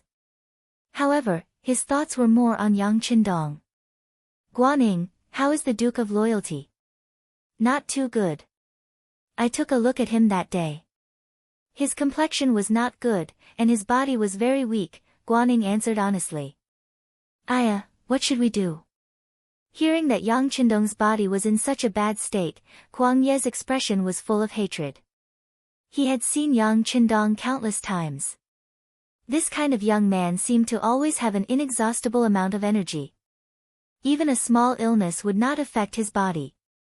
However, from Guan Ying's description, he seemed to be like a lamp that had run out of oil. One could imagine how severe the poison was. Thinking that the Southern Ming Empire's hopes were mostly placed on Yang Qindong, if something really happened to him, there would be no link between the Southern Ming Empire and the mercenary army. For the current situation, it was definitely not a good thing. He said angrily, "What do the imperial bodyguards want to do? Get rid of the donkey after it has outlived its usefulness." Wei Guang alone would not have such ability and courage. There must be someone behind him. However, they did not think about it. If something really happened to Yang Qindong, who would be able to quell the Min King's rebellion? The person behind this is really... At this point, Kuang Yi stopped talking because he suddenly thought of the person behind the Imperial Secret Service. For a big matter like dealing with Yang Qindong, without that person's permission, normal people would not have the guts to act on their own. Could it be that this was really his intention? Once the thought appeared in his mind, it could not be dismissed. Thinking about it carefully, that person did have a reason to act. Yang Qindong was ultimately too young and so capable. The existence of such a person was originally a huge threat and pressure. The emperor was still young, but once he grew old and that person was still alive, would his descendants be able to suppress Yang Qindong? If they could not, what would happen? What Yang Qindong lacked now was experience and enough merit. However, he was still young. Once he was given enough power, these could be made up for. Once he had everything he needed, it would be even more difficult to control him. This led to the poisoning incident after the Huang bandit army incident was over. It seemed to make more sense. There was another problem. If it was really his intention, why did he not tell him when he received the order to come this time? Even if it was just a hint, it would be good, right? He would not let him be in such a passive position, right? It wasn't impossible to think of other ways to solve this problem. Now that he had come to Gaozhou Prefecture and was seen by so many people, it would not be long before Yang Qindong received the news. When that time came, what should he do? If he did not meet the other party, how should he talk? The emperor was afraid of him and wanted to poison him. Would he still dare to put such a person in an important position? For a moment, countless questions rose in Kuang Ye's mind, causing him to feel a headache. He originally thought that after coming to Gaozhou Prefecture and seeing Yang Qindong and promising him many benefits, he would have a chance to persuade this person to help him. But now, it seemed that everything was going to be overturned. He also felt helpless. Teacher. Seeing that Kuang Yi seemed to be in a daze, Guaning carefully called out to him. What's wrong? Kuang Yi regained his senses and asked Guaning. Teacher. You must have an important mission for coming here this time, but I wonder what the mission is? If you want to put the Duke of Loyalty in an important position, shouldn't you reconsider? Guaning did not go into too much detail. But to smart people, there was no need to be so thorough. Many times, it was best to stop at a certain point. That's right. Kuang Yi nodded, then said, Come, bring me a brush and ink. This official wants to explain everything that happened here to the emperor, then send someone to send it out at the fastest speed possible. The news of Kuang Ye's arrival in Gaozhou Prefecture was immediately reported by the city's security bureau to the mercenary camp 5 li outside the city. Tiger's Mane excitedly brought the news to the military tent. When he saw Yang Qindong, he excitedly said, "Young master, Minister Kuang Yi is here." "Ha, as you expected, we will be of great use. He's finally here." After hearing this, Yang Qindong's expression was calm as if everything was within his expectations. But then he shook his head. Things have changed. Wei Guang's death and the words that Lu Si said before he died, "Even if we don't care, I'm afraid that others will." Sigh, it seems that if we want the plan to go smoothly, we have to continue pretending to be sick. Continue pretending to be sick. Why? Tiger's Mane asked with a puzzled expression. Tiger's Mane, young master, let me ask you. In your heart, are you afraid of a lively enemy or a sick enemy who could die at any time? Hearing Yang Qindong's question, Tiger's Mane was puzzled, but he still answered instinctively, "Of course it's a lively enemy. But what does this have to do with us?" Tiger's Mane, who had just finished speaking, immediately shut his mouth. Obviously, he had thought of something. Seeing Tiger's Mane's enlightened expression, Yang Qindong laughed and said, "Okay, you're not too stupid. Okay, go and inform the brothers in the first and second guards. Tell them that once Kuang Yi comes, tell them to act more angry and sad. As for what to do, go and teach them. I saw that your performance last time was very good." Hearing this new mission, Tiger's Mane said with a bitter face, "Young master, it's not that my performance was good, but your acting last time was too good, so much so that I believed it was true." "Alright, then let's do as you say." Yang Qindong laughed loudly. He casually sent Tiger's Mane away, then picked up the pen and continued to write a letter home. The letter was written to Su Maner, who had already been sent to Crimson City. The two of them had only been together for a short while, but because of some things, they had no choice but to separate. They were like newlyweds, it was impossible to say that they did not miss each other. Of course, writing a letter to Su Maner was not a privilege that only she enjoyed. For example, second Madame Qiao Yin and fourth Madame Lady Xiang, who were in the Yang family manor in the capital, would also communicate with Yang Qindong from time to time. Even Wan Xiaoyu, who had always been in Crimson City, would also communicate with Yang Qindong from time to time. But this time, when he wrote to Su Maner, Yang Qindong did not say any words of love. Instead, he told her in detail about how he had pretended to be poisoned. He also said that he had arranged for people to keep an eye on the capital and Nanjing of the southern Ming dynasty. He wanted to see if there was anyone who could redress the Su family's reputation. If there was, then it was worth it for him to pretend to be sick. On the other hand, it would mean that the other party did not keep their promises. Since that was the case, he would have to seek justice himself. Chapter 425. Early the next morning, an unexpected guest arrived at the mercenaries' camp. Guaning and Ma Wei were standing behind the old man. As soon as they appeared, the gate of the mercenary camp was opened. Commander Luo Pe came to greet them in person. "Greetings, Minister Kuang." Tiger's Mane stepped forward and saluted.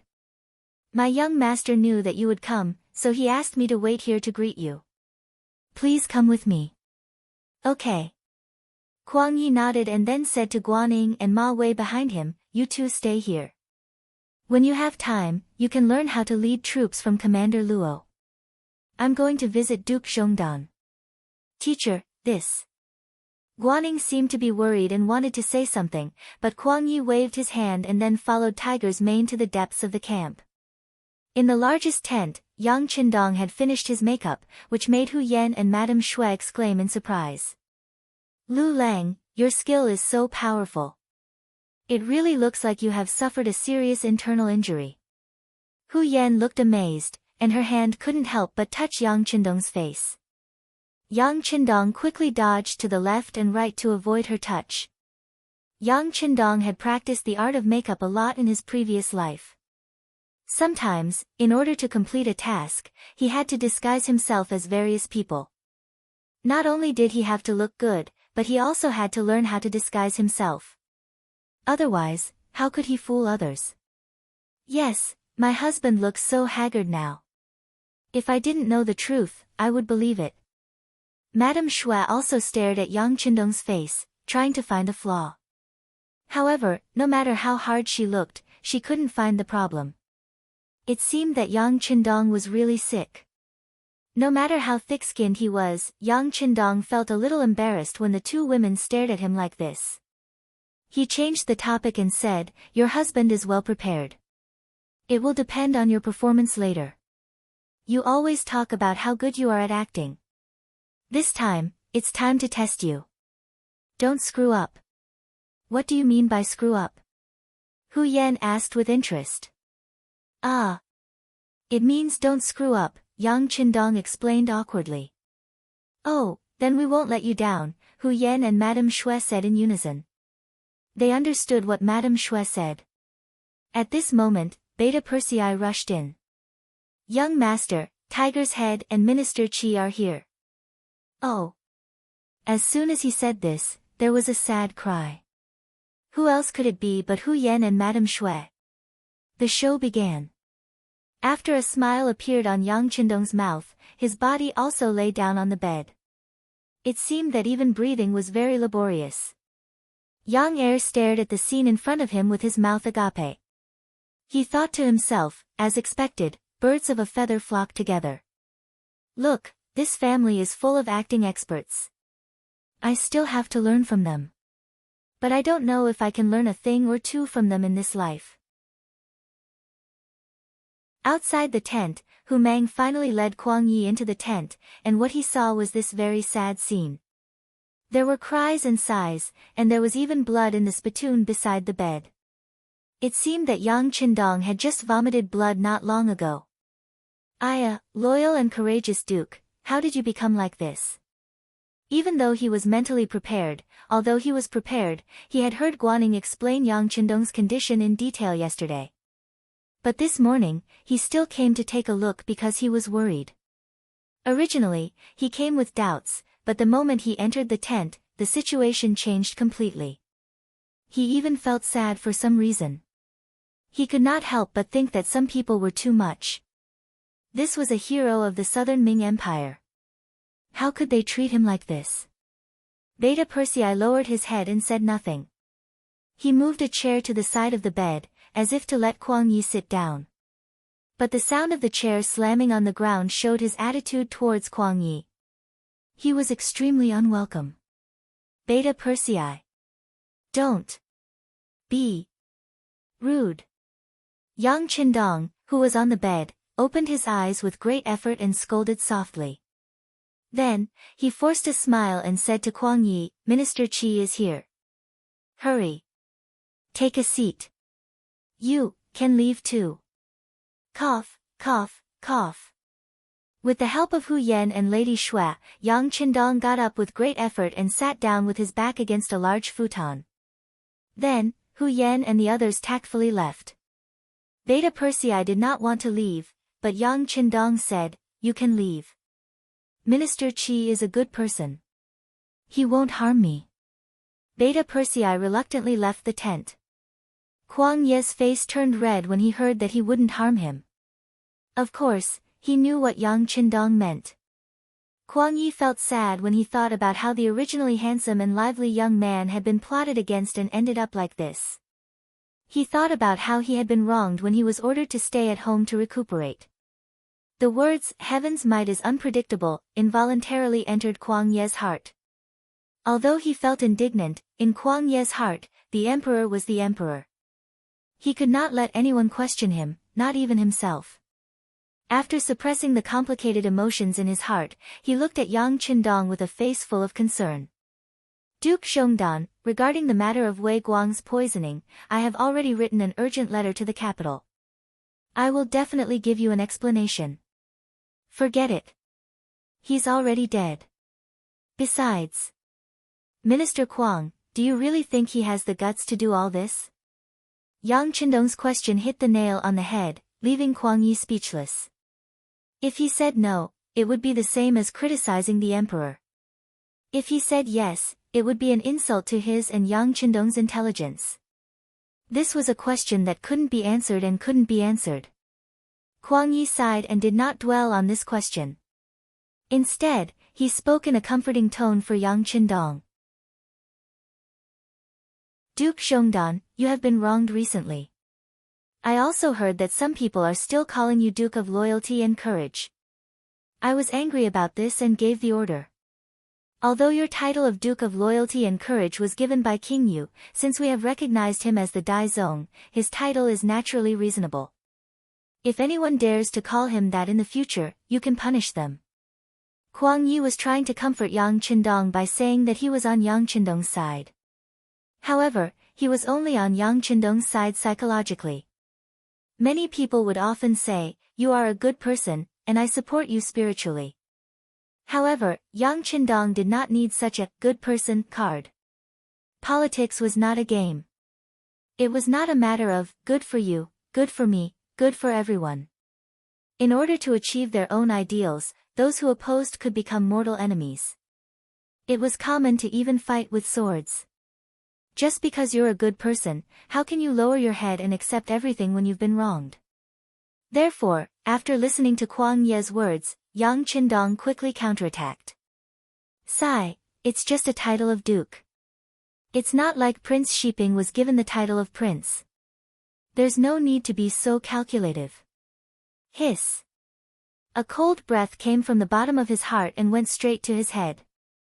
Kuang Yi widened his eyes and looked at Yang Qindong in disbelief. There was hesitation and doubt in his eyes, but more than that, there was fear and horror. This young man actually wanted the title of prince and envied Prince Mubin of Shiping. However, did he not know that since the establishment of the Great Ming dynasty, Mubin was the only prince with a different surname who was still alive? There was only one prince after so many years. Yang Qindong actually wanted to be one of them. His courage and desire were beyond the reach of ordinary people. It was no wonder that the emperor was wary of him. For such an ambitious person, even if Kuang Yi was in the emperor's position, he would also be wary of him. He might even do something regardless of the consequences. Kuang Yi was stunned. In Yang Qindong's eyes, he forced a smile on his pale face. Minister Kuang, it's just a joke. You don't believe it, do you? Ha, how could that be? This old man was just amazed by the courage of the Duke of Loyalty and Courage. Kuang Yi chuckled perfunctorily. However, in his heart, he thought, who would believe that you are joking? How can some things be taken as a joke? In just a few words, Yang Qindong had already stated his expectations. This also made Kuang Yi realize that after using him last time, he threw him to the side and even sent someone to poison him. He was afraid that he had already hurt his feelings. If he wanted to use him to send troops, he would have to pay a heavy price. The position of prince was one of the requirements. Even though he had expected Yang Qindong to demand an exorbitant price when he invited him again, he did not expect such an outrageous request. At this moment, even Kuang Yi wanted to retreat. Today's trip was to see the condition of Yang Qindong's body. If possible, he wanted to test whether he could continue to lead the mercenaries to work for the Great Ming dynasty. He originally thought that it would be difficult to achieve the second requirement. After all, it was a bit comical to talk about sending troops in front of a sick person. However, Yang Qindong's initiative allowed these two requirements to be met. It was just that the results were not very satisfactory. As if he knew that Kuang Ye's probing had achieved its goal, or perhaps Yang Qindong's body was really not good and he had reached his body's limit for receiving guests for so long. At this moment, he began to cough again and could not stop. This caused Hu Yan and the others, who were waiting outside the tent, to quickly rush in.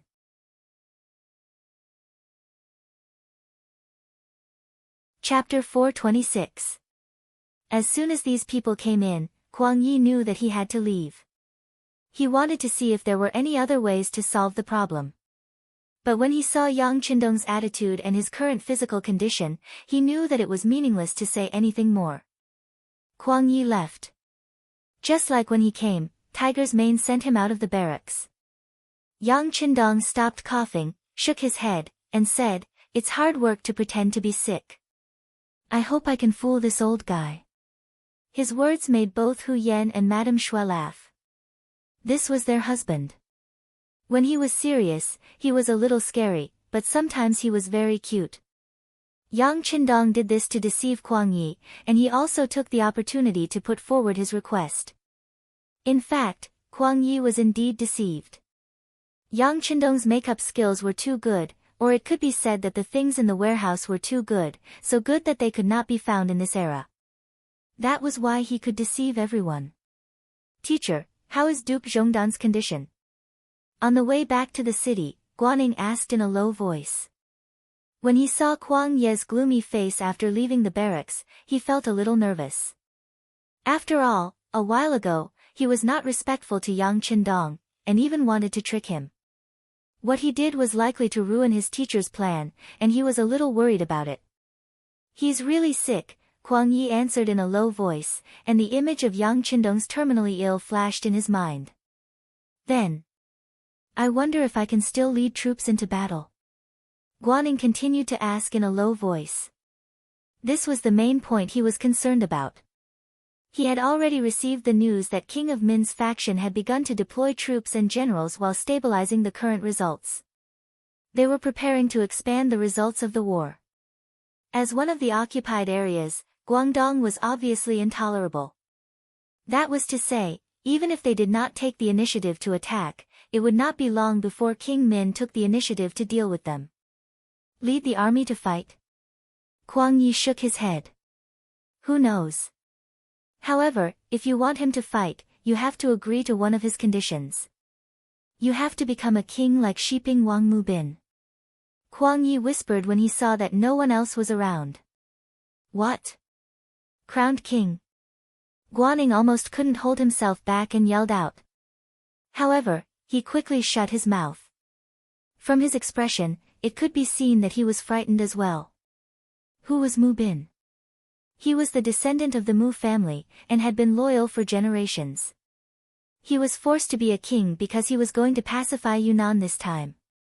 However, from the looks of it now, it did not seem to be of much use. This was because the commander-in-chief knew that the failure of Dong Xing, this stupid teammate, had prevented him from unleashing his full strength. But in any case, Mu Bin, who was crowned as a king, was like a nail nailed to the back of King of Min, so that they could not attack Nanjing with all their strength. From this point of view, the crowning as a king had some effect. Who was Yang Qindong? Although he was also the descendant of the Yang family, and was also a loyal family, he just saved the leader of the mercenaries by coincidence. He did not have any real power in his hands, so why should he be a king? Of course, it was a bit too much to say why. After all, Yang Qindong saved Yingzong's life, and defeated the Walla's invasion on behalf of Yingzong. Now, he had the merit of pacifying the chaos in Guangdong, which was also a great achievement. But because of this, he could not be a king casually. Everything was because he was too powerful. He was so powerful that it was a little scary. Unlike Mu Bin, whose influence was only in Yunnan, he was nothing outside of Yunnan. Because of Yang Qindong's power, once he was crowned as a king, it was hard to predict what the consequences would be. Thinking of this, Guaning did not dare to say anything. And these were also seen by Kuang Yi. He could not help but sigh in his heart. There were some people in the Great Ming dynasty who were crowned as kings, such as Zhongshan Prince Su De, Kaiping Prince Chang Yuchen, Chiang Prince Li Wenzhong, Ningyi Prince Deng Yu, Dongou Prince Tang He, Qianing Prince Muing, and now Shiping Prince Mu Bin. But except for the last one, the others were all crowned as kings after they died. Yang Qindong was a living person. When he thought of living people, he could not help but think of Yang Qindong's weak body. Kuang Yi thought in his heart that perhaps this person would not live for long. In this case, crowning him as a king did not seem to be an unrealistic idea. Kuang Ye's heart became hesitant at first. When he was sure that Yang Qindong was seriously ill, the idea of crowning him as a king was born. Of course, he also knew that such a big matter could not be decided by himself. He still needed to ask the emperor for instructions. And so, after sending out the urgent letter yesterday, another urgent letter was sent out after he returned to the study of the Gaozhou government. Ping in Beijing, Japan. The imperial city of Japan was also called the Imperial Palace of the Great Inner City. It represented the highest power in Japan, and was also the political, cultural, and economic center of the country. As the 102nd Emperor of Japan, Yenren was known as the Emperor of the Garden. This kind of name was very common in Japan. The people here were also very used to naming people after places, such as the foot of the mountain, the mouth of the river, the bridge, and so on. The Emperor of Japan was originally the most noble existence in this country. In fact, this was indeed the case to the outside world. Many orders were issued by the Emperor of the Garden and known to the people. But in reality, Yenren was more of a puppet-like existence. At least in some matters, he had to look at other people's faces and listen to other people's opinions before he could make the final decision. As a descendant of the royal family, Yenren naturally did not want to disgrace the name of the emperor. In private, he had been working hard to change this situation. This was why he sent his favorite daughter, Princess Junko, to the Great Ming Dynasty. At that time, the Great Ming Dynasty was very powerful to the outside world. At least, it was far from what Japan could compare to. They still had to look up to this big country in the east. After Princess Junko was sent out, some information came back through various channels. But most of it was about the princess's experience in the northern capital of the Great Ming Dynasty. The most mentioned person was a young man called Yang Qindong. The letter said that Yang Qindong was only in his early 20s, but he had already been conferred the title of duke and had a lot of influence in the Great Ming Dynasty. Regarding the records in this letter, Yenren naturally had a feeling of dislike towards Yang Qindong. It was not because of anything else. In his eyes, if such a person continued to develop, he would often become a powerful minister, just like General Ashikaga Yoshimasa. It was just that no matter whether Yenren liked Yang Qindong or not, when Shaolin suddenly came to the palace and brought back an important news, the emperor was finally shaken and had a better understanding of the name Yang Qindong. In a secret room deep in the palace, this place was not known to outsiders. Those who could come here were all very important people trusted by the emperor. Shaolin was able to appear here because of a piece of news he brought back, as well as the handwritten letter he took out from Princess Junko. When Junko left Japan, she and her father had agreed on some of the secret words in the letter. In other words, on the surface, there was nothing wrong with some of the letters. But only the father and daughter could see the authenticity of the letter and whether it was written under coercion. The letter that Shaolin brought was naturally out of Junko's sincerity, and the contents of the letter were not fake. This was something that Emperor Yenren could see at a glance. It was precisely because this letter was real that Emperor Yenren was even more shocked. After carefully reading the letter 3 times, he said with a serious face, "Little Lin Kuan, please tell me the truth about what you saw and heard." "Ha." Shaolin nodded and then told him in detail how he met Yang Qindong for the first time with the princess, how he was chased and had to live in the Yang family village, and everything he saw later. It took more than an hour for Shaolin to finish telling the story. Then he looked at Yenren, who should be respected the most in Japan, and said, "Your Majesty, this Duke of Zhongdan is the most powerful and capable young man I have ever seen. It seems that there is nothing he can't do, and there seems to be nothing he can't solve." "Wait, you mean he's very powerful? How is he compared to the general?" Hearing this, Yenren interrupted and asked. "He should be stronger than him. After all, when he was young, the general wasn't as powerful as he is now." Shaolin only hesitated for a moment before giving the answer quickly. Swish swish swish swish. Yenren seemed to be very satisfied with such an answer and kept nodding his head. "Oh right, tell me about the cannon." It was no wonder that he asked this question. A cannon was priced at 10 million taels of silver. Yenren believed that his daughter, Junko, knew what this amount of money meant, but she still wrote it in the letter and suggested to buy one. It was no wonder that Yenren valued it so much. This. In front of the emperor, Shaolin naturally didn't dare to hide anything. "Your Majesty, I have never seen the cannon when it was fired, but I have seen the terrible consequences after it was fired." "Terrible consequences?"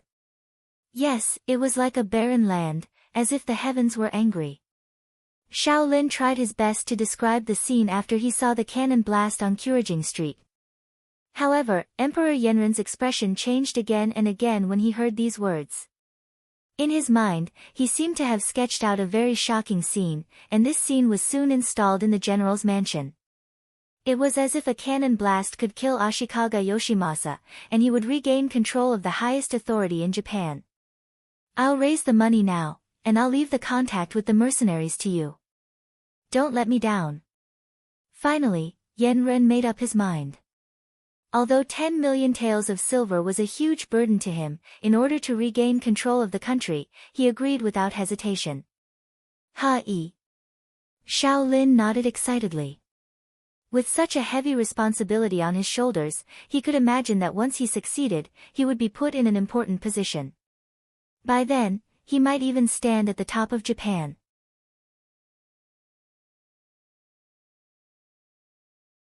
Chapter 427. The mercenary camp outside Gaozhou Prefecture. The Emperor of Japan agreed to buy cannons and prepared 10 million taels of silver for this purpose. The news had already been sent to him. After reading it, Yang Qindong only ordered everything to proceed according to plan and handed it over to Commander Gao Xiong to handle. He threw this piece of information aside. Compared to Japan, which was far away at sea, Yang Qindong was more concerned about the situation in front of him. He was more concerned about whether or not he could be crowned king. Originally, Yang Qindong did not have such extravagant hopes. He only thought about how to use war to expand his military strength and get more things he needed. After all, if Leng Feng wanted to develop, it would not be possible without a sufficient population base. He did not want to use outsiders and trusted the Han people more, so he could only set his sights on the Great Ming.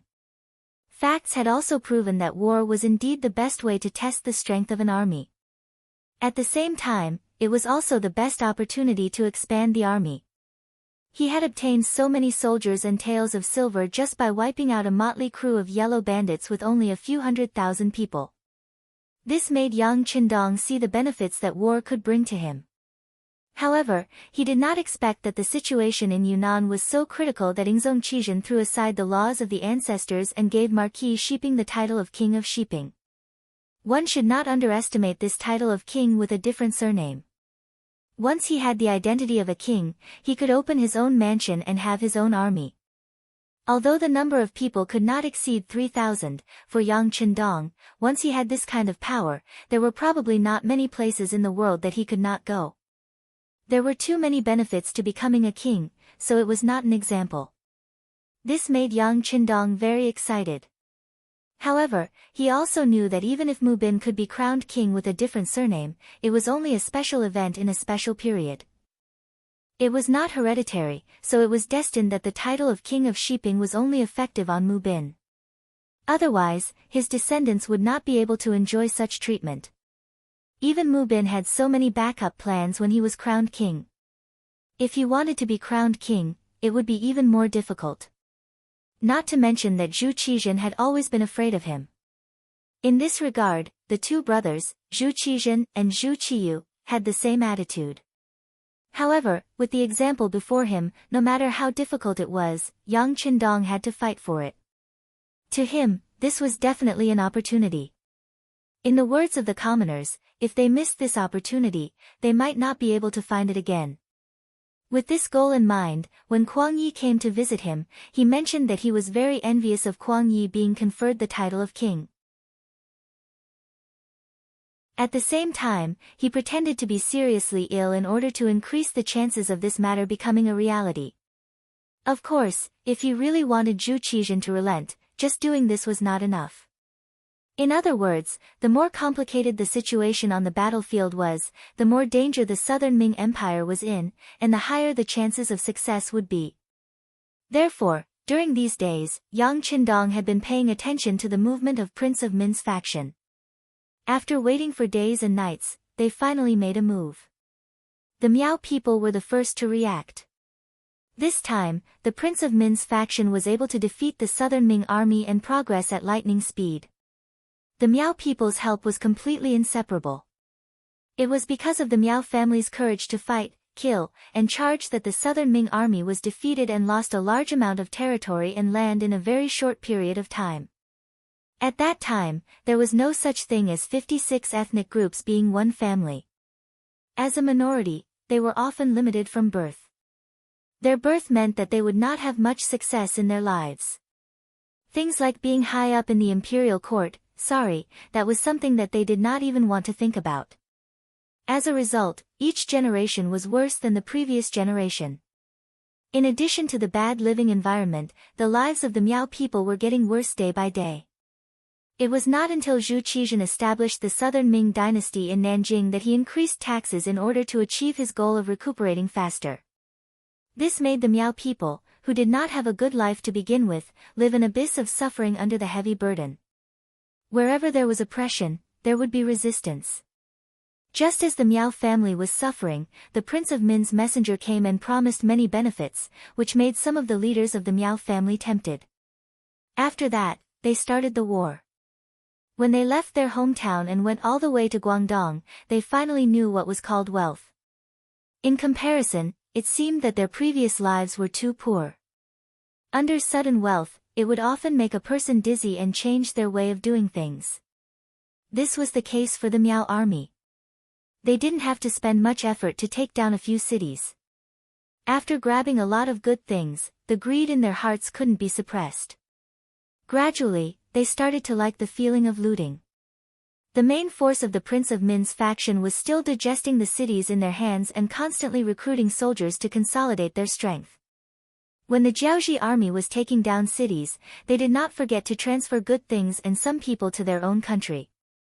Only the Miao army did not care about cities and did not think about conquering the world.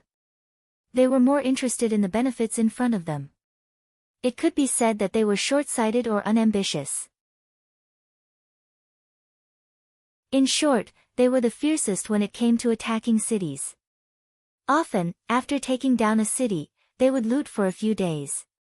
Then, they would leave the city and move on to a new target, continuing the pace of attacking cities. As they looted and moved, it was the Miao family, who had the least number of people, that caused the most damage. In less than a month, they had destroyed more than a dozen cities and state capitals, and the number of people affected by the disaster had reached more than 1 million. The Miao army, which was divided into several groups, was like a swarm of locusts. Wherever they went, the crops would be destroyed and the people would be displaced. Supposedly, the south of the Great Ming dynasty had not experienced any wars for many years. The people were still rich. If it were other armies that came here, it would not be difficult to raise military provisions. However, the bad thing was that the people who came were Miao people. Not only did they snatch food, money, and women, they also burned the things that they could not eat. It was as if they were venting their poor lives over the years. Such actions naturally caused the number of victims in Yunnan, Guangxi, and Guangdong provinces to increase. Later on, when many people found out about the Miao army's actions, they did not wait for the Miao army to attack and left their homes with their families. Although people were not willing to leave the hometown that they had lived in for a long time, compared to being able to live, more people chose to leave home. Only a portion of the elderly, who were old and had bad legs, chose to stay. They looked like they would die in their hometown even if they died. The disaster of the Miao army was not inferior to the disaster of the Great Ming dynasty. This point was quickly reached and was publicly announced in the main hall of the southern Ming dynasty. Wang Zhe and a few other senior officials also wrote to the emperor, requesting that the emperor send troops to deal with the Miao army to save the people from this disaster. Some of these people were sincerely loyal to the country, and some were because their ancestral homes were in the 3 provinces. Among them, there were some officials who were unlucky. Their hometowns were occupied, and their fields were occupied by the Miao army. In their anger, they naturally hoped that the emperor would send troops to encircle them and help them regain everything that they had lost. There were more and more memorials asking for troops, covering the entire dragon table. Zhu Qizhan's expression also became more and more ugly. How could he not want to send troops to deal with the rebellion? But first, he had to have the strength to do so. The Great Ming dynasty, especially the south, had not seen soldiers for a long time. From the results of Quang Ye's previous inspection, after many years of recuperation, some of the southern Ming dynasty guards had some soldiers that could be used. However, they had their own mission. Guarding their own territory was their heavy responsibility. If they were to transfer these soldiers now and gather them to deal with the King of Min's rebellion. If there were too few people, there would be no effect on the overall situation. If there were too many people, the rear would be empty and there would be new rebellions. If that was the case, the southwest would change and the southeast would have trouble, then the southern Ming regime would be in danger. Robbing the east wall to pay the west wall. If the west wall collapsed because of this, the gains would not make up for the losses. But if they did not transfer troops, they would not be able to solve the problem at hand. Although the Ministry of War had already started to recruit soldiers, it still needed a certain amount of time. At this time, Quang Ye's second urgent report was sent to Zhu Qizhen's desk. This report was about yesterday's matter of the Brocade Guard. After Wei Guang committed suicide, it emphasized that Yang Qindong was poisoned and that it was important to send troops to learn from Mu Bin and be crowned king. Trash, a bunch of trash. In the throne room, Zhu Qizhen, who had read the report, raised his hand and threw the urgent report to the head eunuch Chao Jixiang, who was serving him. Your Majesty, please calm down. Take care of your dragon body. Chao Jixiang still didn't know what had happened, so he knelt down on the ground with a frightened look. Calm down, calm down. Every day, you only know how to calm down my anger. But you have to do something that makes me happy. That Wei Guang, not only did he fail to kill Mu Bin, but he also admitted everything. Not only did he cause me to be labeled as a meritorious official, but now he wants the throne from me. Tell me, should I give it to him or not? Zhu Qizhen, whose face was livid, roared and stared at Chao Jixiang to express his dissatisfaction. Chao Jixiang's face instantly paled. Your Majesty, does Yang Qindong want to be crowned king? Who else could it be other than him? Zhu Qizhen's voice implied this fact. That won't do. Hearing this, Chao Jixiang's eyes kept darting around as he spoke. Hearing Chao Jixiang say no, Zhu Qizhen became interested. My dear minister, why do you say no? Chao Jixiang, who was kneeling on the ground, quickly crawled forward and came to Zhu Qizhen's feet. He raised his head and said with a loyal expression, Your Majesty, it's a rule set by our ancestors that people with different surnames cannot be crowned king. King Shiping is an exception, but it turns out that it's not very useful to be crowned king with different surnames. Moreover, if we give it to whoever wants it, the world will be in chaos. Once the world is at peace, how will we deal with them? I'm afraid we can't get rid of them.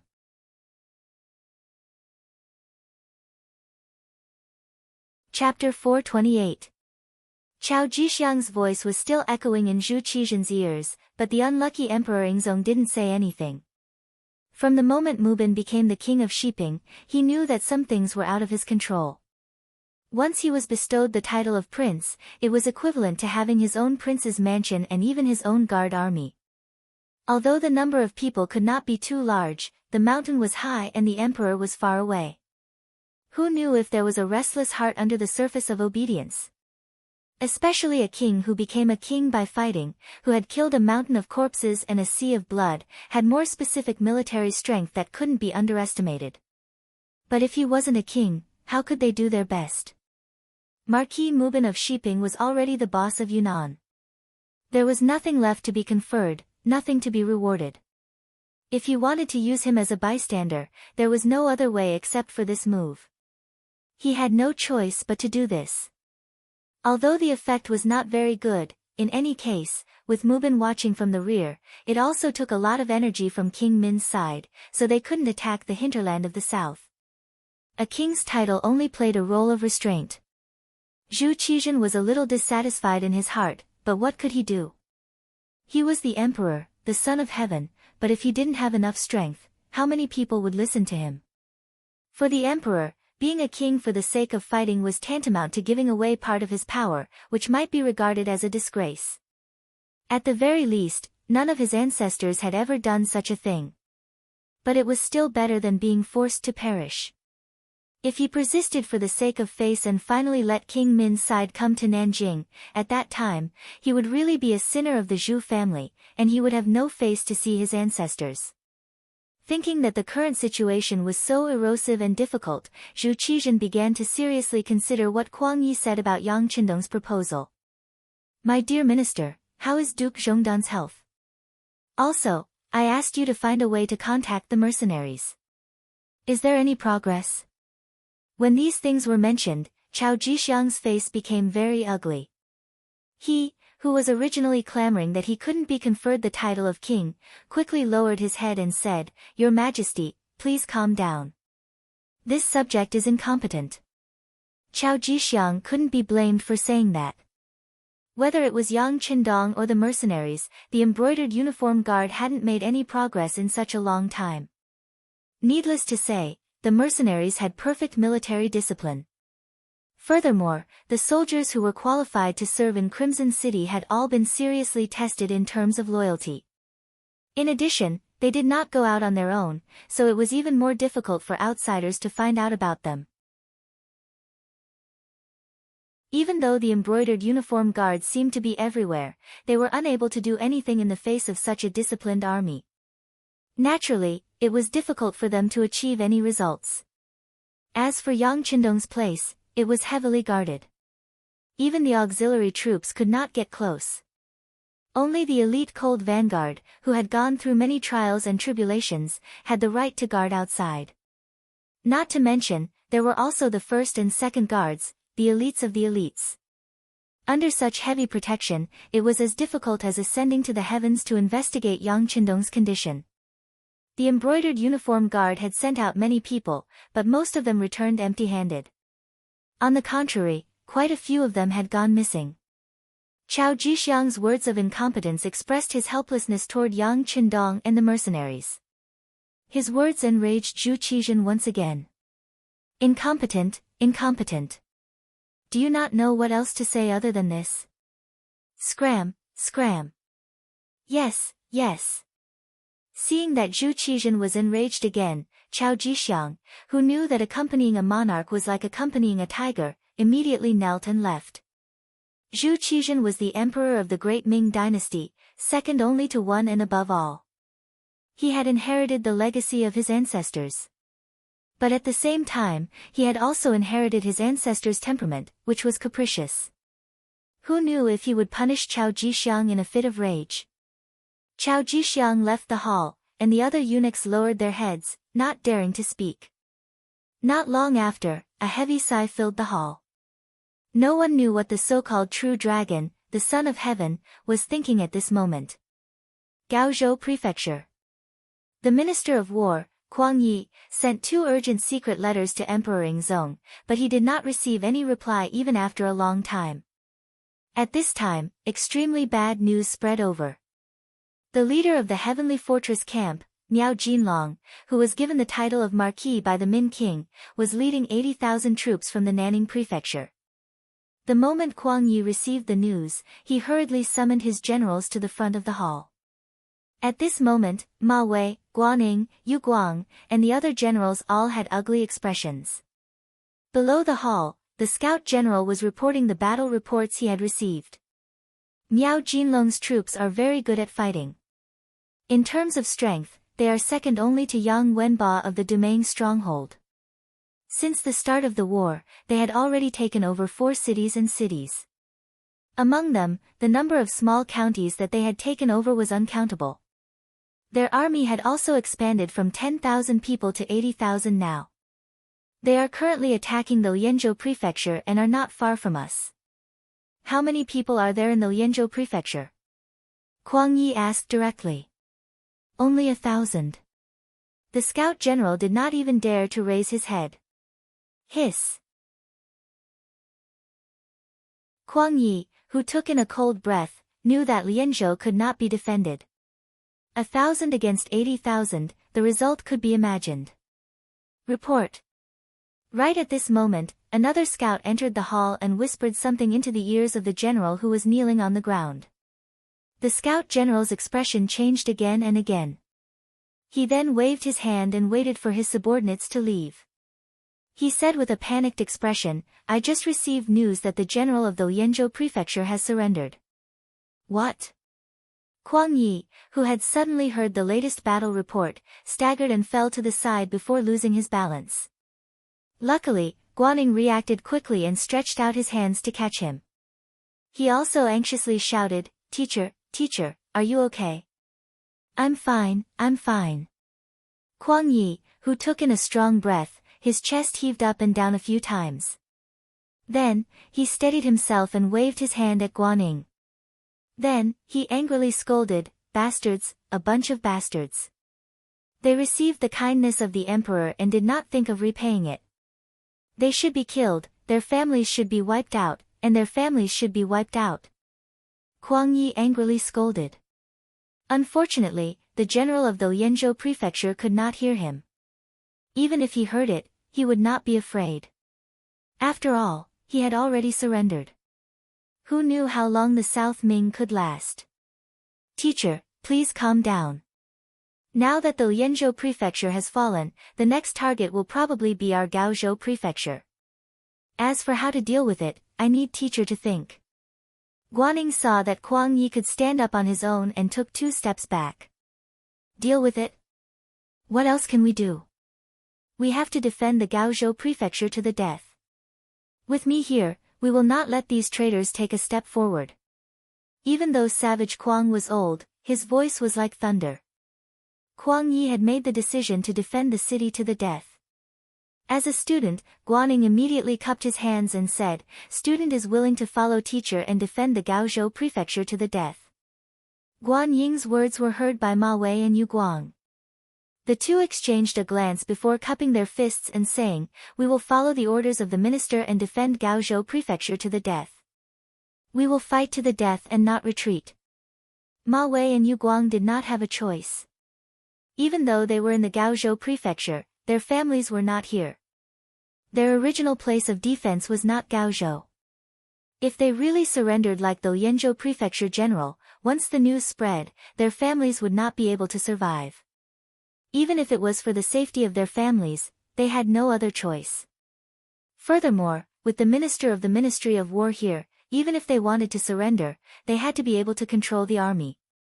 Hearing the words of the generals, Kuang Ye's expression became better. "Good, good. His Majesty will definitely know of your loyalty. After we defeat the enemy this time, this official will definitely ask for rewards for all of you. Thank you, Minister." Guaning and the other 2 lowered their heads and cupped their hands. However, whether or not they would really listen to this so-called request for merit was another matter altogether. First, they agreed. Then, Kuang Yi wrote an urgent letter to be sent to Nanjing. After reporting the situation here, he looked at Guaning and the other 2 and said, "Immediately seal the city. At the same time, gather the youths in the city and help the soldiers defend the city." In the Gaozhou prefecture, there were at least 40,000 people. Among them, there were 5,000 youths. If used well, it would be a significant force. "Teacher, should we inform the Duke of Loyalty and ask him to come to the city to help us defend the city?" When Guaning saw that Kuang Yi didn't mention Yang Qindong, he thought that Kuang Yi was too anxious to remember, so he reminded him. "Them? Sai, we can just send someone to inform them. However, if they are not willing to enter the city, we cannot force them." Kuang Yi thought about Yang Qindong's request and shook his head as he said half-heartedly. He didn't think that the little fox Yang Qindong would be willing to help him defend Gaozhou prefecture before he received a confirmation. Outside the Gaozhou prefecture, in the mercenary camp near the Laizhou prefecture, the battle report from the front line had already been sent here. Yang Qindong naturally knew that Miao Jinlong had led the troops here. "Ah, they are finally here." Yang Qindong's attitude was completely different from Kuang Ye's. When he heard this, he didn't panic at all. Instead, he looked as if he already knew this would happen. "Young master, are we going to beat them up?" Hu Mang, who was standing at the side, asked excitedly. From his words, It was not whether they should fight or not, but whether they should beat them up. Just this point alone showed how confident he was in winning. Actually, it was not only Tiger's mane. The 7,000 young army soldiers all thought the same. The auxiliary soldiers of the cold front were even more so. With their advanced weapons, they could look down on the world and not reject any strong enemy. Even the temporary auxiliary soldiers were full of confidence after being trained for such a long time and learning excellent tactics. They only wanted to gain military merits in one battle and become an auxiliary soldier. They wanted to become a member of the elite cold vanguard as soon as possible and be envied by everyone.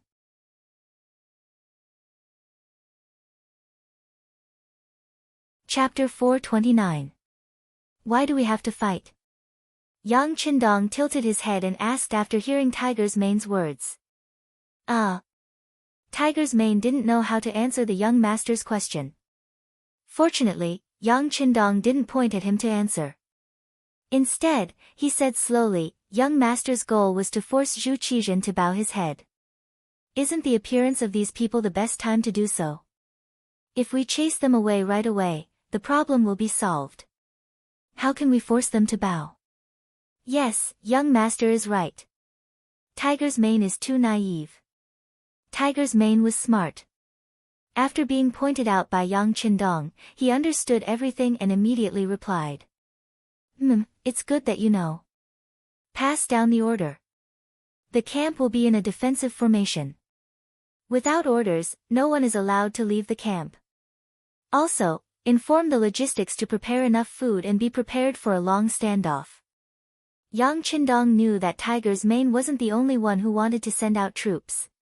He was afraid that all the officers would have the same idea. Thus, he passed down the order. Once a real and effective military order was formed, Ling Feng, who prioritized obeying orders, knew what to do. Just as Yang Qindong was passing down the order, Guaning came to the camp as a representative of Nanming. He wanted to meet Yang Qindong and invite him to Gaozhou Prefecture to avoid trouble. As expected, Guaning didn't even see Yang Qindong's face before Tiger's mane sent him away. My young master's condition has worsened. He is not fit for any exercise. We appreciate Master Guan's kindness. We will stay here and guard the young master's body. When he recovers, we will leave. These words left Guaning speechless. He could only hope that after the Miao army arrived and failed to take down Gaozhou Prefecture, they would make an example out of these mercenaries. This way, they could just sit back and watch the tigers fight. Gaozhou Prefecture and Yang Qindong's troops had all made defensive preparations. 3 days later, Miao Jinlong's 80,000 soldiers finally appeared in the southwest. Miao Jinlong was from the Miao tribe and was born in a big family. He had practiced martial arts since he was young and was familiar with the art of war. He had also seen many instances of the Ming dynasty's army bullying the Miao people. He had always wanted to fight for the rights of the Miao people one day and hold his head high. However, the great Ming dynasty was too powerful. How could the Miao tribe, who had a weak population and territory, contend against them? He originally thought that this was just a childhood dream that he would never be able to realize in his lifetime. But who knew that the situation changed so quickly? The prosperous Great Ming dynasty was divided into two. Then the king of Min raised his army. Miao Jinlong, who had been waiting, knew that the opportunity had come. He rose in revolt and became the first group of people in the Miao tribe to support the king of Min. He expressed his stance early and took practical actions. After a while, he gained the favor of the king of Min Miao Jinlong, who was conferred the title of Marquis, led 10,000 Miao soldiers and was unstoppable.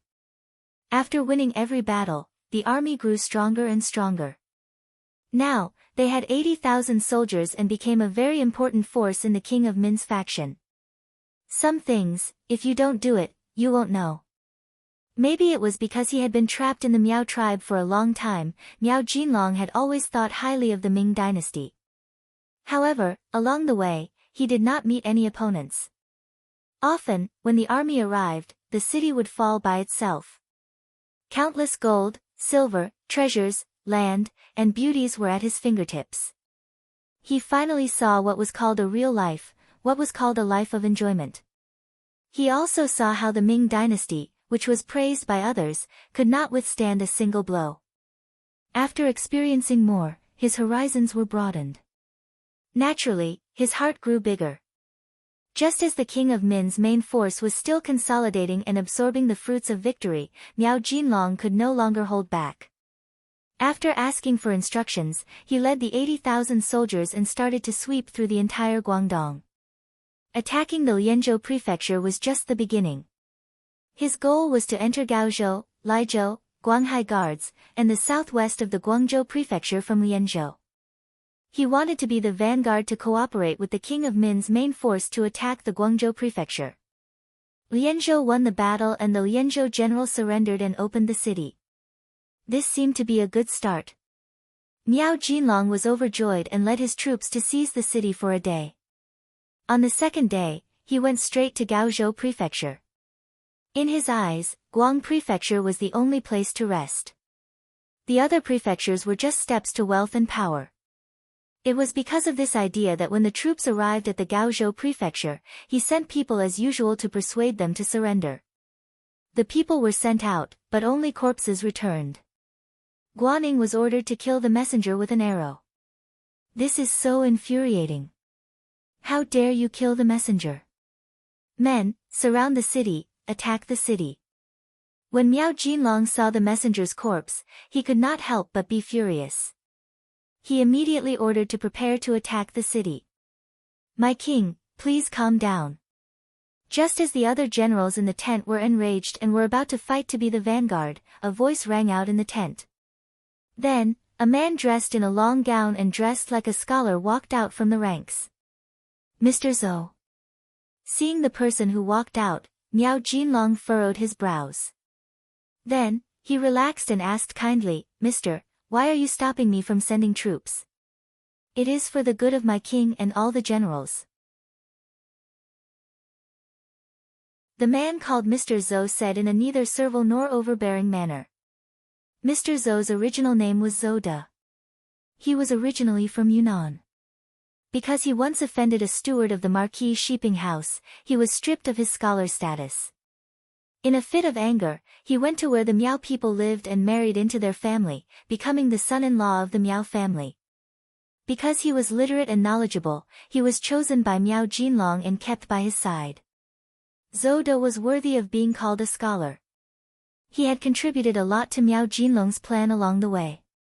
Even when the Min king sent people to contact them, he was the first to stand up and support them. Zhou De not only focused on attacking, but also on attacking the heart. It was because of this that when he attacked the Lianzhou house, he did not lose a single soldier and obtained a city. All of this made Miao Jinlong admire him.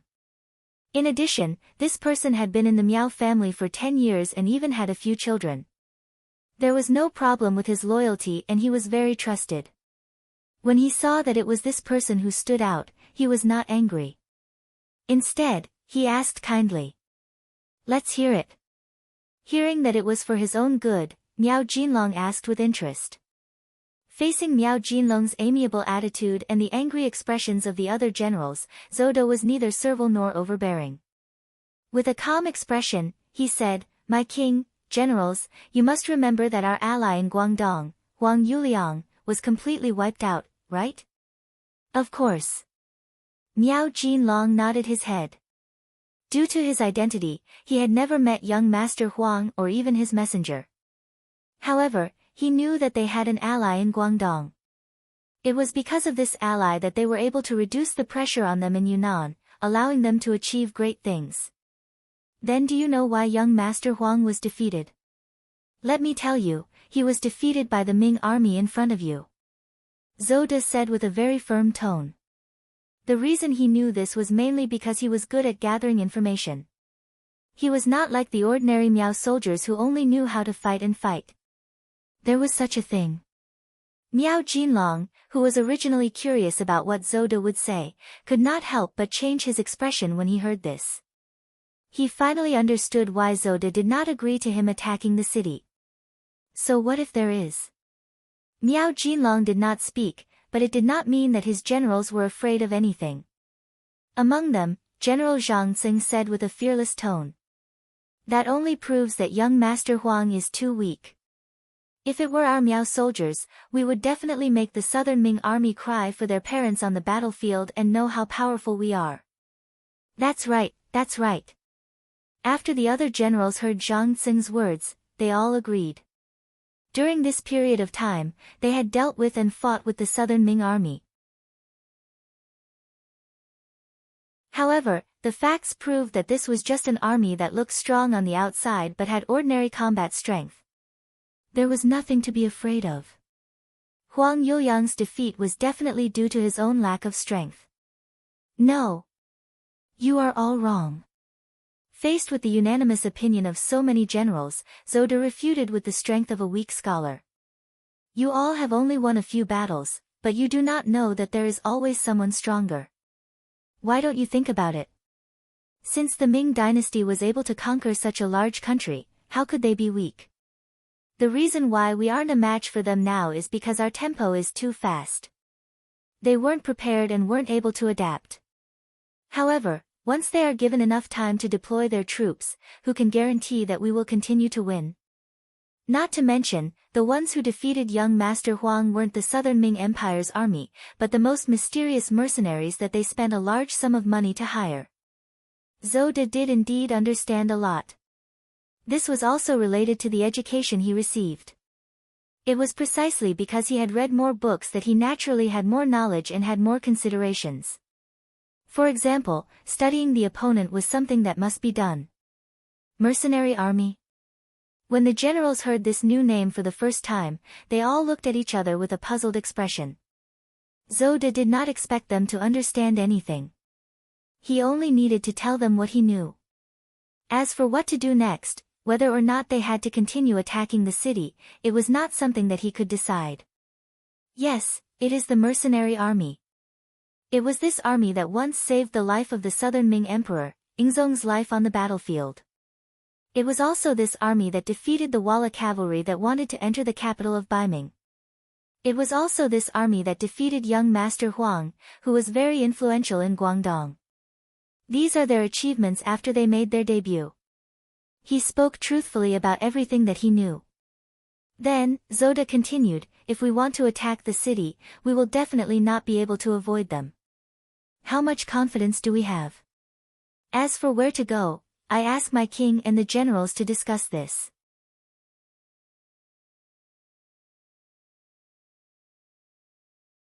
Chapter 430. Zhou De shut his mouth and did not want to argue with anyone about this matter. He was originally a Han Chinese, but because he was treated unfairly and could not survive, he came to the Miao tribe and became the son-in-law of the Miao tribe. A person like him actually had a very low social status. He couldn't even be considered the head of a family. How many people would think highly of him? If Miao Jinlong did not see that he did have some ability and put him in an important position, he would not be qualified to enter the tent for discussion, let alone argue with others. Zhou De shut his mouth, which made the others unable to find an object to argue with for a while. They all looked at King Miao Jinlong. The Miao tribe also had a very strict hierarchy, especially when it came to major matters such as the deployment of troops on the battlefield. The king's order was the final order. Everyone's eyes were on him, which made Miao Jinlong silent. Although it seemed that the journey was very smooth, and the army was also growing step by step. From the original 10,000 people to the current 80,000 people, it was a strong army. However, no one knew better than Miao Jinlong about his own strength. The so-called expansion of the army was just these soldiers who were forced to join. Most of them joined the army to fill their stomachs, unlike the Miao family that he led in the beginning. They were born to conquer the world and be proud of the heroes. They did not even have a goal. Such an army could only fight a smooth battle. Once they encountered a tough opponent, they were likely to be heavily injured or even defeated. It was possible that they could lose their lives. The great Ming dynasty could occupy the world until now. If it was said that they did not have a capable army, even Miao Jinlong himself would not believe it. Just like now, didn't they encounter one? A head-on clash was far from what he wanted to see. Where there were people, there would be underworld. This saying was also applicable in the army. For any organization, no matter what the intention was, as long as time passed, factions would appear. It was something that could not be stopped. Unless the system was very strict, if there was a great soul leading the army, these problems could be suppressed. Just like the King of Min's faction now. Everyone treated the King of Min as the core, but it was undeniable that which general did not have their own thoughts. If you want to be respected by others, if you want to share the benefits, the prerequisite is to have enough strength. Only then will others respect you, value you, and not neglect you. How to expand their own strength while winning the battle, or at least to preserve their own strength, became the most important thing in the eyes of the kings. If everything was as Zoda said, and the Ming army in front of them and the mercenaries in front of them were very powerful, then choosing such a tough opponent was originally an unwise thing. What was the meaning of winning if they used up all their forces and severely injure the enemy? It was just making a wedding dress for others. It was because of this desire to preserve their strength that Miao Jinlong listened to Zoda's words. He then said to the generals looking at him, "Forget it, since the Ming army in front of us is not so easy to deal with, we do not need to make too many sacrifices. We will just surround them and wait for their morale to drop and surrender. How about this, we will first move out of Laizhou Prefecture and take the nearby cities. General Zhang Zheng, listen up, I will give you 10,000 troops. Go around Gaozhou Prefecture and take Laizhou City. Remember, if the Ming army does not take the initiative to stop you, do not casually provoke them. Think about the big picture, understand?" Miao Jinlong finally gave the order. He listened to Zoda's suggestion and did not take a head-on approach. Instead, he only surrounded the city and lowered the enemy's morale first. Then, he would have the opportunity to take Gaozhou Prefecture without bloodshed and complete his strategic mission. After the king gave the order, General Zhang Xing stepped out to receive it. Not long after, the 10,000 Miao family soldiers rushed out of the camp and went around the border of Gaozhou Prefecture, heading straight for Laizhou Prefecture in the south. After the Miao army arrived, they did not immediately attack the city. Instead, they acted as if they were going to surround the city. This caused General Yu Guang, who had already prepared to defend Gaozhou City, to be puzzled. However, he soon found out from General Wei that it was probably because the enemy was afraid of the mercenaries. Yu Guang was still thinking about how powerful the mercenaries were. Just their name alone was enough to scare people into not daring to make a move. The Miao army actually started to move again. They went straight from Gaozhou Prefecture to the mercenaries' camp 5 li south. Don't tell me they want to attack the mercenaries first. But it seems like they only have 10,000 troops. Is that even useful? The deputy general beside Yu Guang voiced out his doubts while revealing an expression of disbelief. Idiot, they are probably going to attack Laizhou Prefecture. Yu Guang glared at the deputy general beside him with an expression that said, "You are really stupid." Then, he quickly sent someone to report this news to the Minister of War, Kuang Yi, who was waiting in the government office. 5 li south of Gaozhou Prefecture, the mercenaries' camp. When the scouts noticed that the Miao army was moving towards their camp, they quickly reported it. Tiger's Mane did not dare to delay after hearing the news. He ordered Luo Pe and the others to prepare for battle while rushing to the large tent where the young master was resting. At this moment, Yang Qindong was very satisfied. He was enjoying the fruits that the two ladies fed him. If he wanted to eat bananas, he would have them peeled and delivered to his mouth. If he wanted to eat grapes, he would have them washed and delivered to his mouth. Even if he wanted to eat apples, he would have them peeled and delivered to his mouth. With beauties by his side and delicious food in front of him, Yang Qindong could not help but feel like he was not thinking about the world anymore. Fortunately, in his previous life, in order to complete all kinds of missions, he had taken on all kinds of roles. In order to complete the missions, he had to act like he was. He could really endure hardships and enjoy blessings. Everything in front of him was just child's play. He could not lose Yang Qindong's nature. Outside the large tent, hurried footsteps could be heard, followed by Tiger's Mane's anxious voice. "Young master, the Miao army is moving. They are rushing towards our direction." Although his voice was a little hurried, he was not panicked. It was obvious that Yang Qindong had already prepared for this kind of situation. It was very simple. If someone attacked, then they just had to fight back. After Tiger's Mane reported, he respectfully stood in place. After a few breaths of time, the large tent was opened from the inside. Yang Qindong, dressed in green, walked out with a serious expression. "Let's go, we will go take a look at this Miao army." The intelligence had described the Miao people and the Miao army more than once, but he had never seen them with his own eyes. With the idea of knowing oneself and knowing one's enemy, Yang Qindong decided to personally take a look. The Miao army was indeed heading straight for the mercenaries' camp.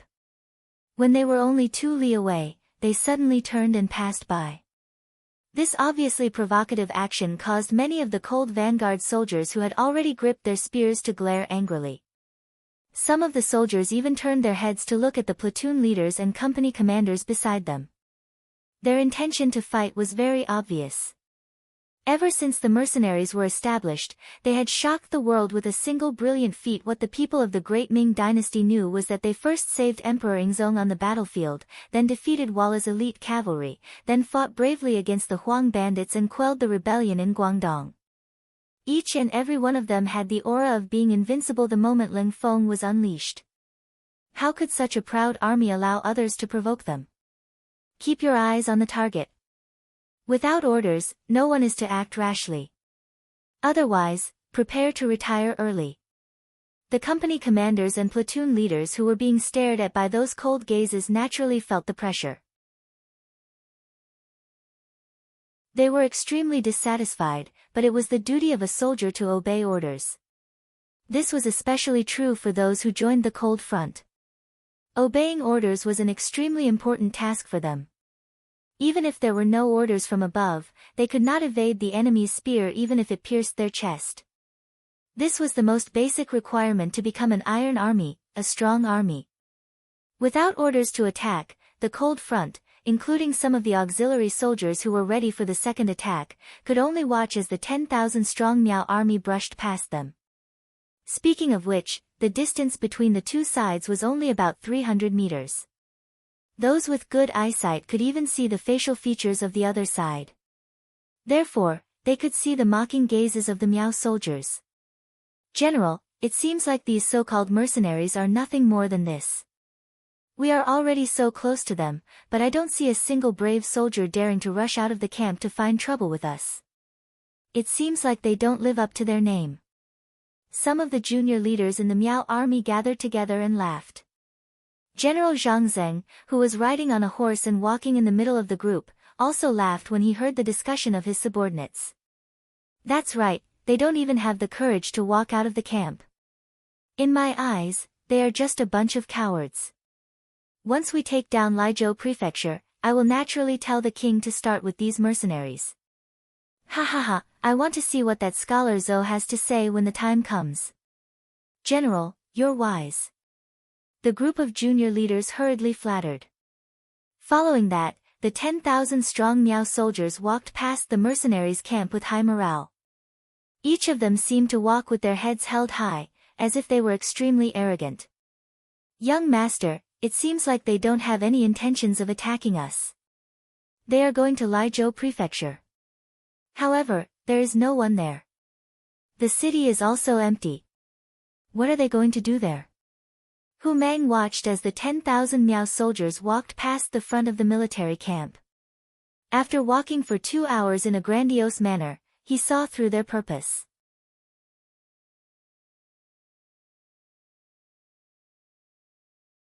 Chapter 431. Hearing Tiger's Mane's puzzled question, Yang Qindong nodded and said, "Yes, we know that Liezhou Prefecture is an empty city, but others don't know that. What will they do when they find out that there is no one there?" Tiger's Mane was originally listening to Yang Qindong's words, but when there was suddenly no more, he asked in confusion, "What do we do?" "Yes, what do we do? This young master is asking you a question." Yang Qindong nodded and looked at Tiger's Mane seriously. This. Tiger's Mane saw that Yang Qindong was testing him, so he quickly racked his brains. However, perhaps because of the suddenness of the situation, or perhaps because of his nervousness, he couldn't come up with a reason. He could only stammer, "Young master, Tiger's Mane is slow-witted, he doesn't know what will happen next." Sigh. A long sigh with disappointment in his eyes.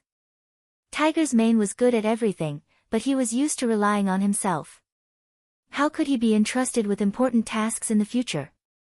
The good thing was that he liked Tiger's loyalty and complete obedience to orders. As for his shortcomings, he would become stronger with more practice. "All right, then young master will tell you. When I looked at the Miao army just now, they were very arrogant, as if they didn't put us or any other army in their eyes. Usually, such an army's morale is very high, and they won't be too weak in battle.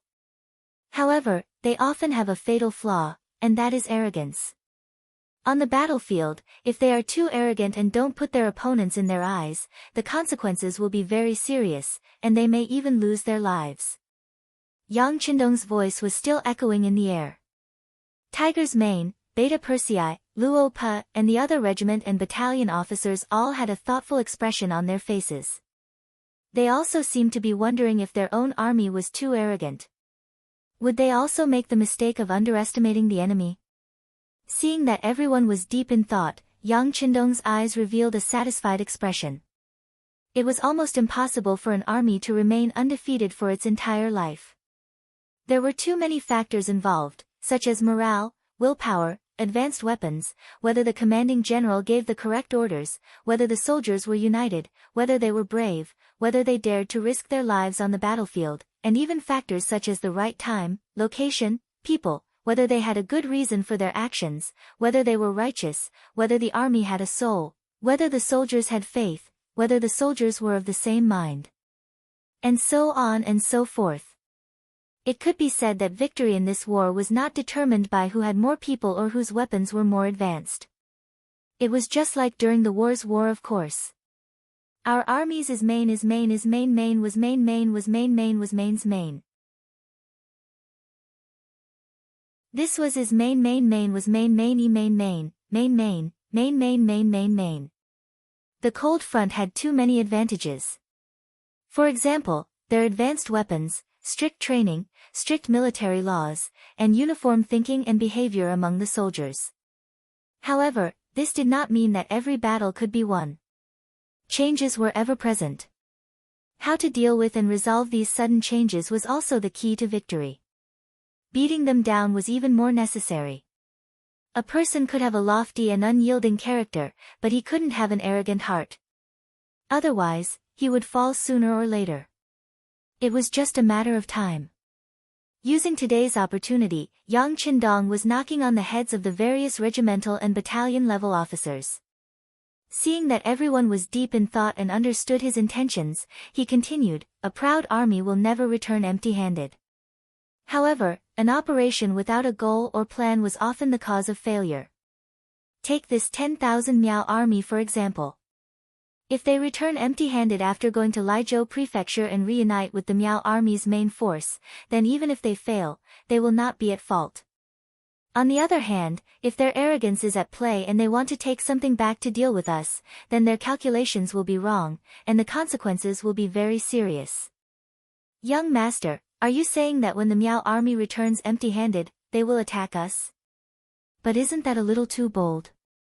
Tiger's Mane finally understood the meaning behind Yang Qindong's words and asked with a face of disbelief. These words came from Yang Qindong's mouth. If it was anyone else, Tiger's Mane would not have believed it and would even say that the other party was just trying to scare them. Are you brave? Ever since they left Yunnan, they have not met any opponents. How can such an army not be proud? What's so strange about them making some bold moves?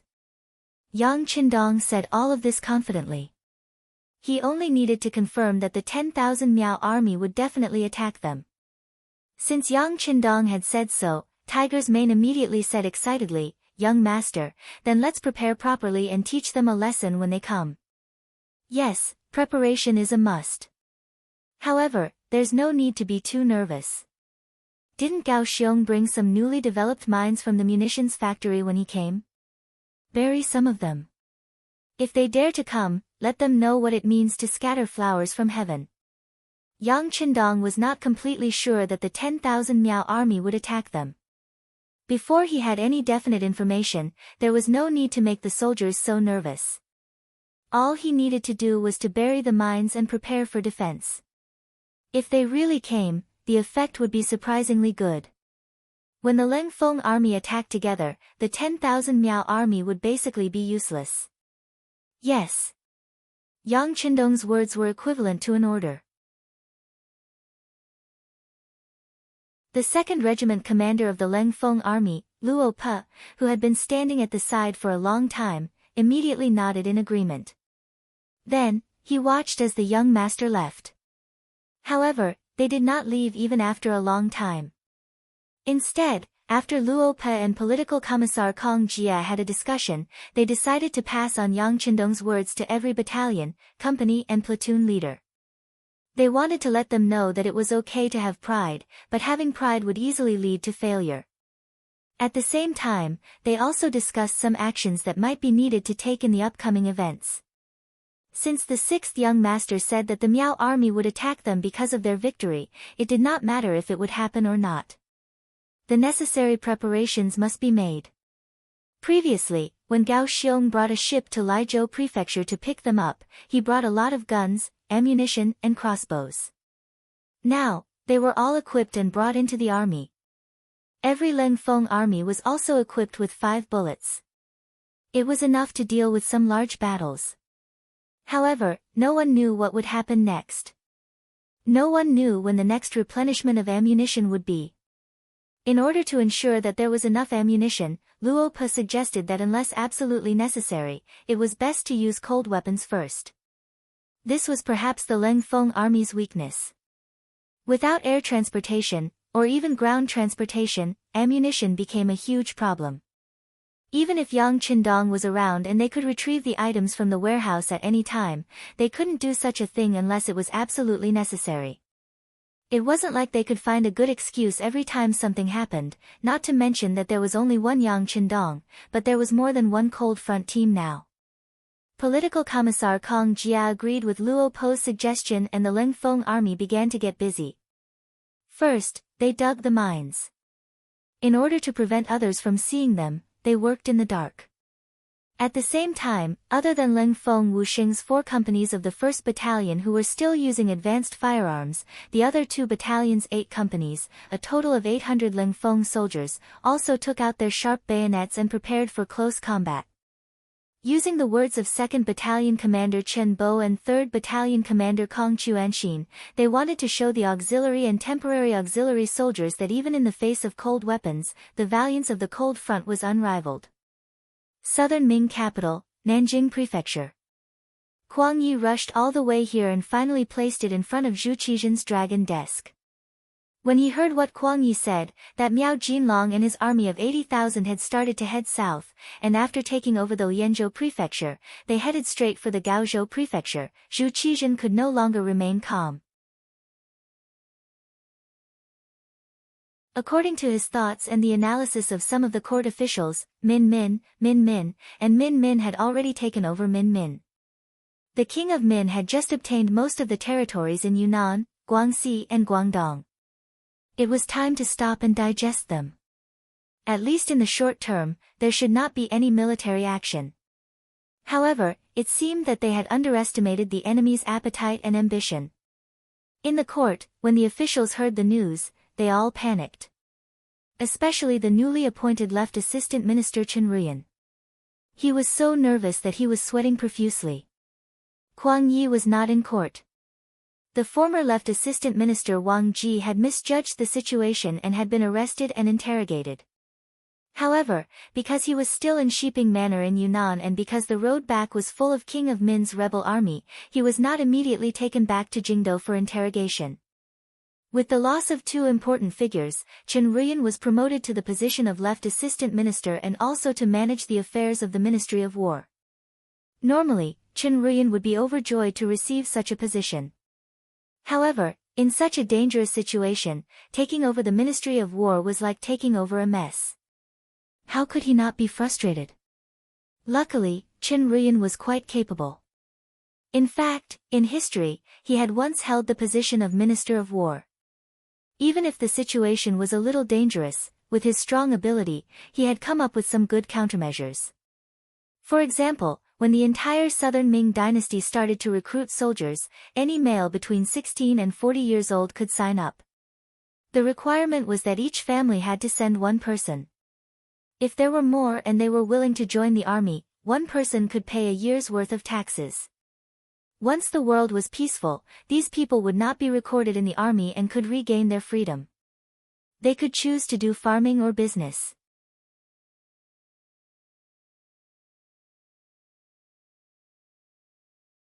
Chapter 432. Qin Ruyan's policy was very good, and it attracted a large number of people to join the army. Statistics showed that the newly recruited soldiers in the southern Ming Empire had reached 1 million. This was because the financial pressure of the Ministry of Revenue was too great. Otherwise, it would not be difficult to double this number. This was the benefit of having a strong foundation. It had to be said that the great Ming Empire was still very powerful.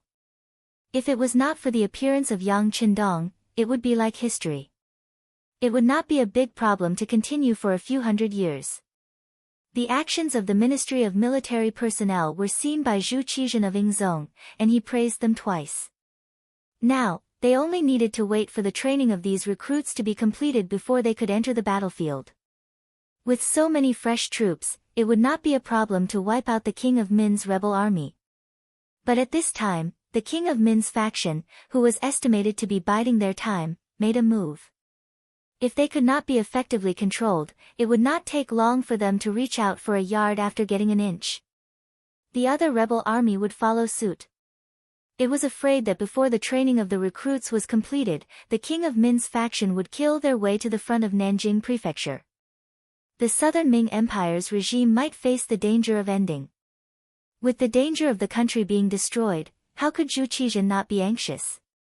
With a trace of blood in his eyes, he looked at the officials in the court. Dear officials, is there any way to control the situation? It doesn't need too long. It can last for a year. No. 9 months is enough. Zhu Qizhen asked anxiously, but what he got was silence. These officials could usually speak some reason or even twisted reason when they encountered problems. In the face of military affairs, the officials now had a very good interpretation of what it meant to be a scholar meeting a soldier. In the face of the King of Min's faction who did not talk reason at all, it seemed that any method was useless. Just like 2 days ago, the Minister of Rights, Lu De, had proposed that they should first negotiate with the King of Min. Of course, this kind of negotiation was fake. The real thing was to stabilize the situation and delay time. Although this policy made Zhu Qizhen somewhat unhappy, considering that it could maintain the situation and buy more time to prepare, he gritted his teeth and agreed. But who would have thought that when Lu De solemnly arranged for someone to do this, the envoy sent out a firm refusal before he even arrived in front of Prince of Min. Under such favorable circumstances, with the cooperation of Jiaoji and Miao Jun, only a fool would agree to sit down and negotiate with the southern Ming Empire. The standard of negotiation was that everyone's strength was equal, and no one could do anything to the other. Only then could such a method be used. When one party's power was too great, it would be difficult to negotiate. It was precisely because the method had already been tried that all of the officials shut their mouths, looking as if they were unable to come up with a solution. In fact, it wasn't that there was no way. At least, there were 2 paths in front of Zhu Qizhen. First, they had to take the initiative to submit to Baiming, and then cede a few provinces in a peaceful situation. This way, they would be able to obtain the help of Zhu Qiyu, the acting head of Baiming. Then he could borrow troops to destroy the King of Min's faction. Second, they had to agree to Kuang Ye's condition of giving Yang Qindong the throne. This way, as long as the mercenaries were willing to help, even if they couldn't immediately suppress the King of Min's rebellion, they could buy enough time. After the training of the new recruits was completed, the southern Ming Empire would be at peace. However, Zhu Qizhen didn't want to choose the first of these two paths. His cousin had seized the throne while the other party was in a precarious position. This had already made him very unhappy. If Yang Shan had not suddenly disobeyed him and disappeared, he would not have acknowledged the fact that the other party was Emperor Baiming even now. If he lowered his head now, wouldn't it prove that he was inferior to the other party? If that was the case, people who didn't know the situation would think that the other party was the legitimate one. This was definitely not what Zhu Qizhen wanted to see. Even now, he still wanted to kill his way to the southern Ming Empire and unify the great Ming Empire. Wouldn't this be his own goal and hope? As for the second point, Zhu Qizhen also didn't want to give Yang Qindong the title of king with a different surname. Yang Qindong was really too outstanding. He was so outstanding that Zhu Qizhen was very afraid of him. If taking the first path was to end one's own future goal, then choosing the second path was to end one's own grave. Yang Qindong was only 21 years old and he was already given the title of king with a different surname. If he still needed him in the future, how would he reward him? Could it be that he had to give up the throne? Moreover, once he was given the title of king with a different surname, it would easily create a situation where he couldn't get rid of his subordinates. If he wanted to solve this problem in the future, he didn't know how much he would have to pay. As for what the genie guards said about Yang Qindong's poor health and being poisoned, Zhu Qizhen didn't dare to fully believe it. Yang Qindong had given him too many surprises, so it was reasonable that he couldn't fully believe it. This led to the gathering of the ministers, wanting to see if any of them could come up with a better idea. But now, Zhu Qizhen was somewhat disappointed. Incompetent, incompetent. He cursed in his heart. Zhu Qizhen had to choose the lesser of two evils. It was time for him to make a decision. In the end, his heart was biased toward the second choice. Forget it, end the court. The 6 ministers and the imperial censor stay behind to discuss matters in the side hall. Zhu Qizhen called the several important officials to the side hall. Naturally, there was only one matter, and that was to discuss the matter of giving Yang Qindong the title of king. Since no one could think of a better idea, they could only consider this matter. Fortunately, Mu Bin had been given the title of king with a different surname before. This wasn't the first time he had done such a thing. In other words, it wasn't the first time he had lost face. So what if it happened again? Those who could become important officials were all quick-witted and good at reading people's expressions. Otherwise, they wouldn't have been able to keep their positions. When Zhu Qizhen summoned them, they all guessed the emperor's intention. So when they entered the side hall, they all lowered their heads and didn't speak. Obviously, no one wanted to mention this matter first to avoid tarnishing their reputation. Cough. Sitting on the golden dragon throne, Zhu Qizhen's expression was a bit ugly. Seeing that no one spoke, he coughed lightly to attract everyone's attention. But in the eyes of the ministers who had weathered countless storms, this was completely useless.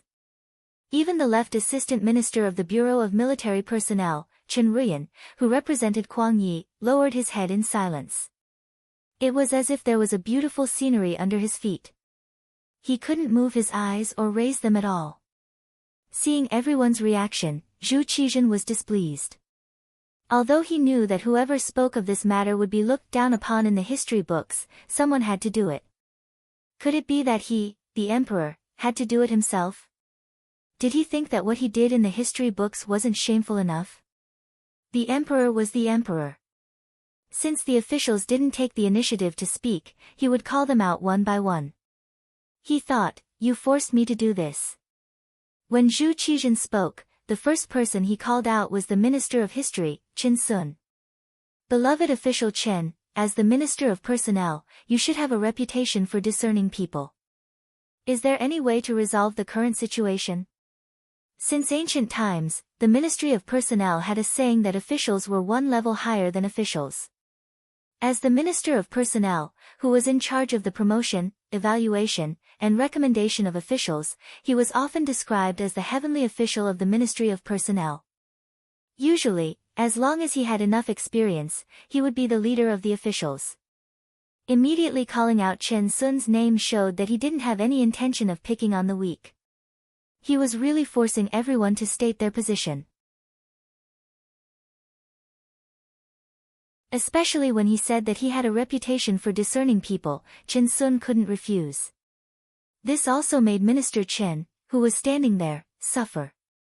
Although Zhu Qizhen's words were gentle, if one carefully thought about the meaning behind them, as long as one wasn't a fool, one could sense the threat. Perhaps Zhu Qizhen was giving the officials a choice. Either they said what he wanted to say, or they could only accept some infamy. Or they could take it head-on and be prepared to lose their position. One was fame, and the other was benefits. They had to choose one. They couldn't take all the benefits. Chen Sun's expression was very ugly. He was in a complicated struggle, considering what to do. What to say? What kind of gains and losses would there be? Your Majesty, this official has something to say. Just as Chen Sun was thinking about how to respond to the emperor, the Minister of Rites, Lu De, finally spoke. He held his ceremonial tablet and took a step forward.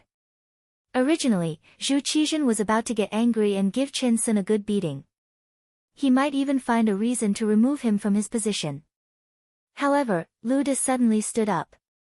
This made Zhu Qizhen happy. Thinking that he still had loyal officials by his side, he did his best to make his expression as good as possible. Beloved official Lu, what do you have to say? Yes, Your Majesty. Lu De nodded and lowered his cupped hands.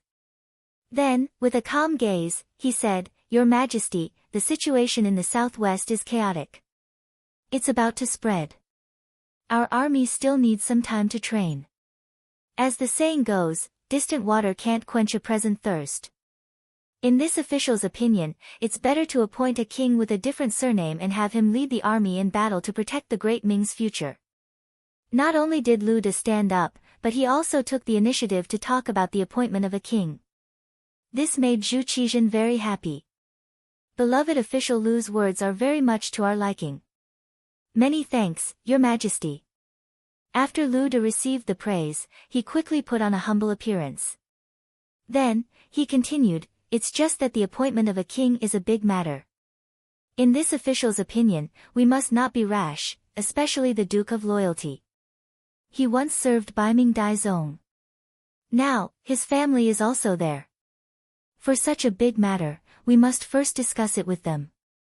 Otherwise, I'm afraid that we won't be recognized by everyone in the world and it will be easier for trouble to arise. Hearing Lu De's sudden new question, Zhu Qizhen nodded thoughtfully and said, Beloved official Lu's words are very reasonable.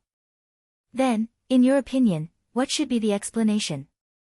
Your Majesty, we should first send someone to discuss this matter with Daizong. As long as both sides reach a consensus, the appointment of a king with a different surname can be carried out and the people of the world won't talk about it. Therefore, this official is willing to ask Your Majesty to give the Ministry of Rites some time. This official will immediately send someone to do it. As for the Duke of Loyalty, we can first notify him to lead the army to retreat. After he resolves the rebellion, presumably the matter of the appointment of a king will be settled. It'll be a good time to confer the title. This way, both sides won't be delayed.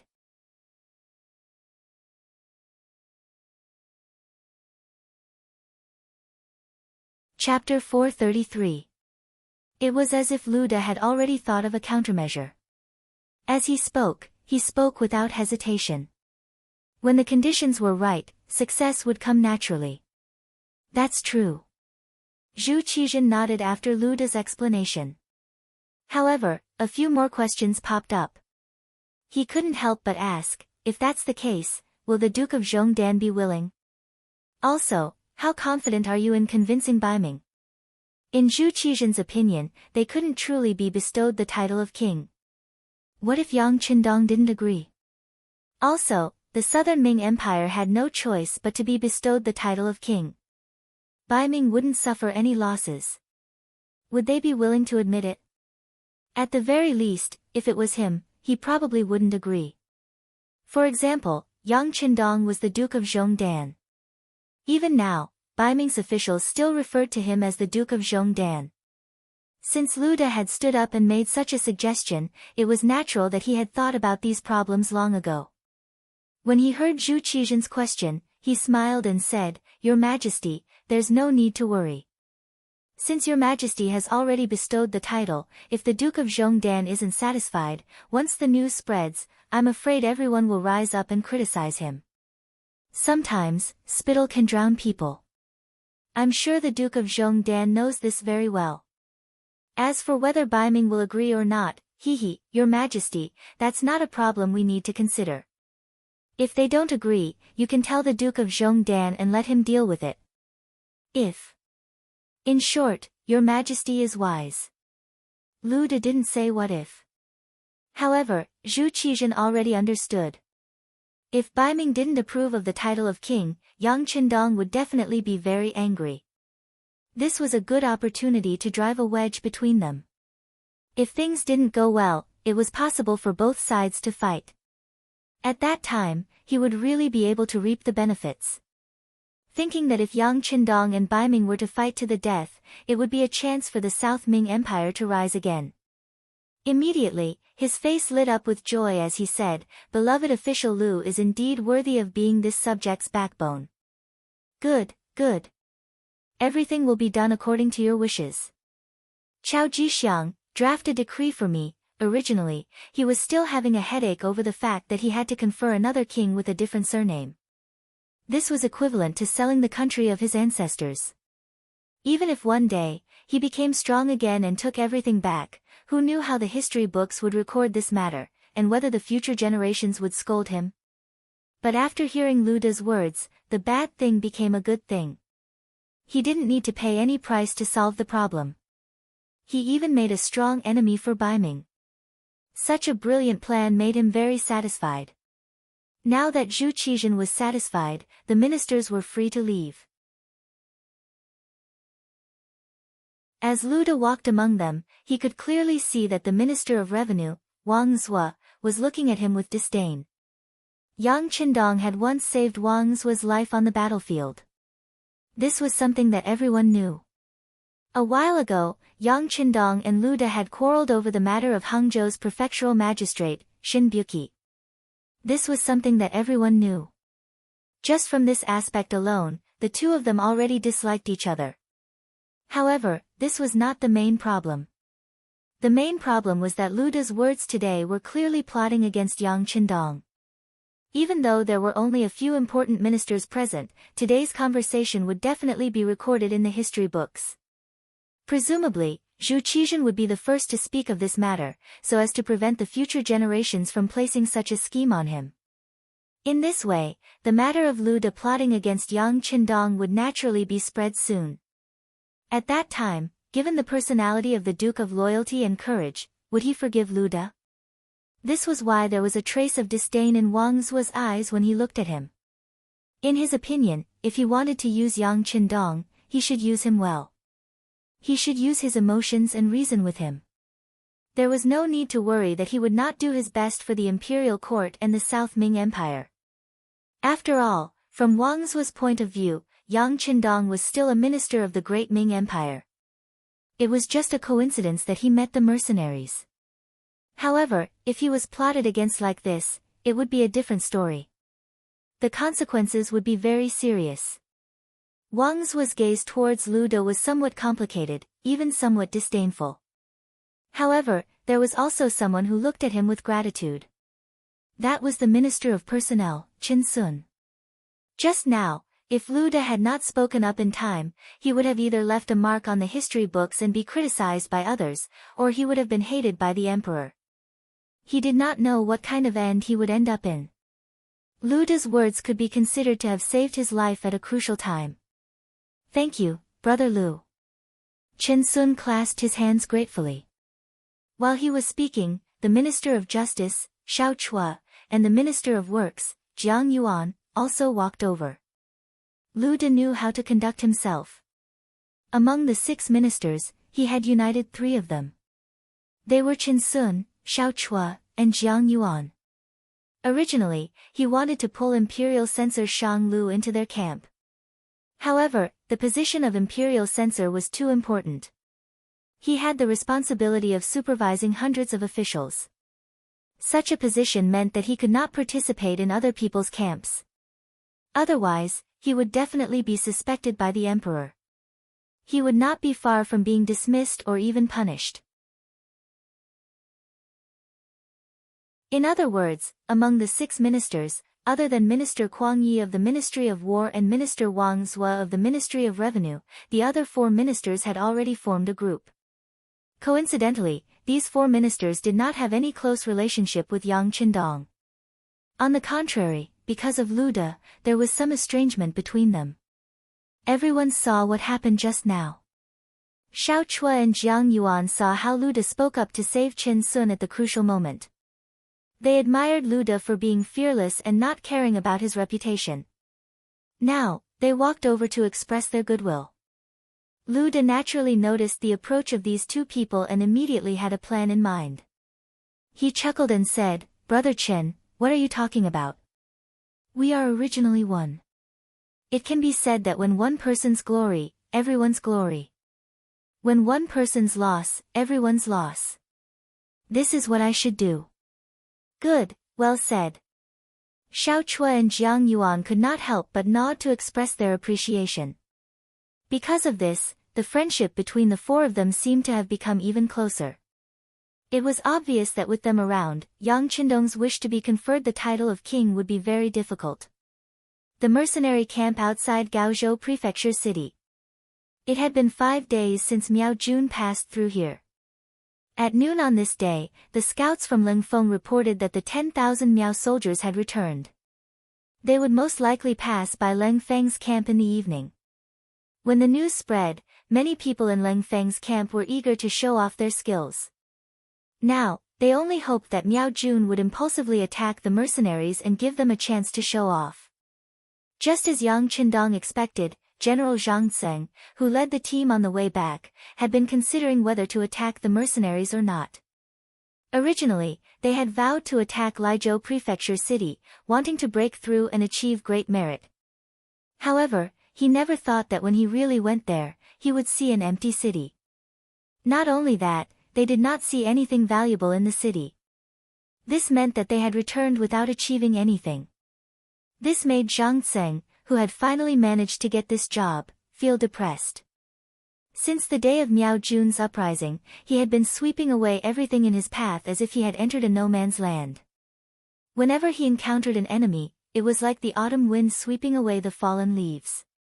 When had there ever been a time like this where he had mobilized so many people, yet there was not even the slightest bit of gain? If they went back like this, they would probably be laughed at by their colleagues. No, we definitely cannot go back like this, Zhang Tseng said in his heart. However, if he wanted to return with great merit, it seemed that he could only choose to attack the mercenaries. Scholar Zhou's words cannot be completely trusted.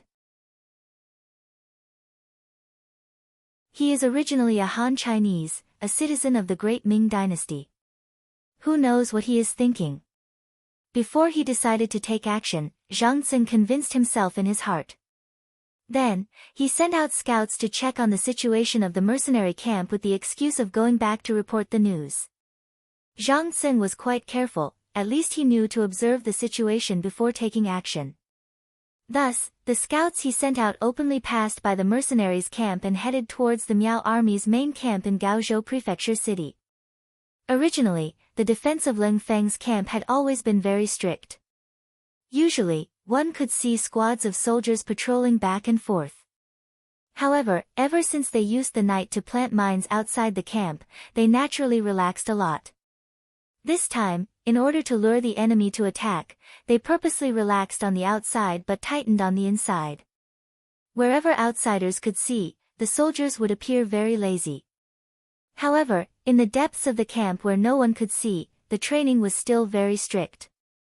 In this way, the Miao army scouts who seemed to be passing by but were actually investigating the situation fell for the trap and reported the mercenaries' performance to Zhang Tseng. Hearing that the mercenaries were so careless, Zhang Tseng was overjoyed. He felt that this was a great opportunity given to him by the heavens. He immediately sent his trusted aide to the Miao army's main camp and reported that he wanted to take advantage of the situation to attack the mercenaries. He also listed out his reason, which was that the mercenaries were too careless and this was the perfect time to take them down. The trusted aide quickly passed by the mercenaries' camp again. After observing for a while and confirming that the scout's report was correct, he went to the Miao army's main camp and met with King Miao Jinlong. He then told him of his general's plan. Attack the mercenaries' camp? Hearing the report, Miao Jinlong, who was originally sitting at the head of the table, was suddenly energized. However, when he repeated this sentence, he did not forget to look at Scholar Zhou, the most cultured person in the camp. Zhou De was originally listening attentively. It must be said that he was indeed smart. When he heard the scout report that General Zhang Tseng had led the troops to Laizhou Prefecture without any success, he had already predicted that the journey back would not be peaceful. Now that he heard the trusted aide that Zhang Tseng sent back say this, he sighed in his heart.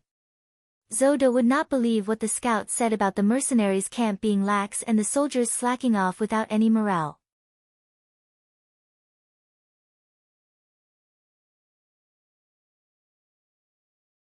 Chapter 434. Since they were able to wipe out the Huang bandit army, which was a huge headache for the southern Ming Empire, how could such an army be as weak as described?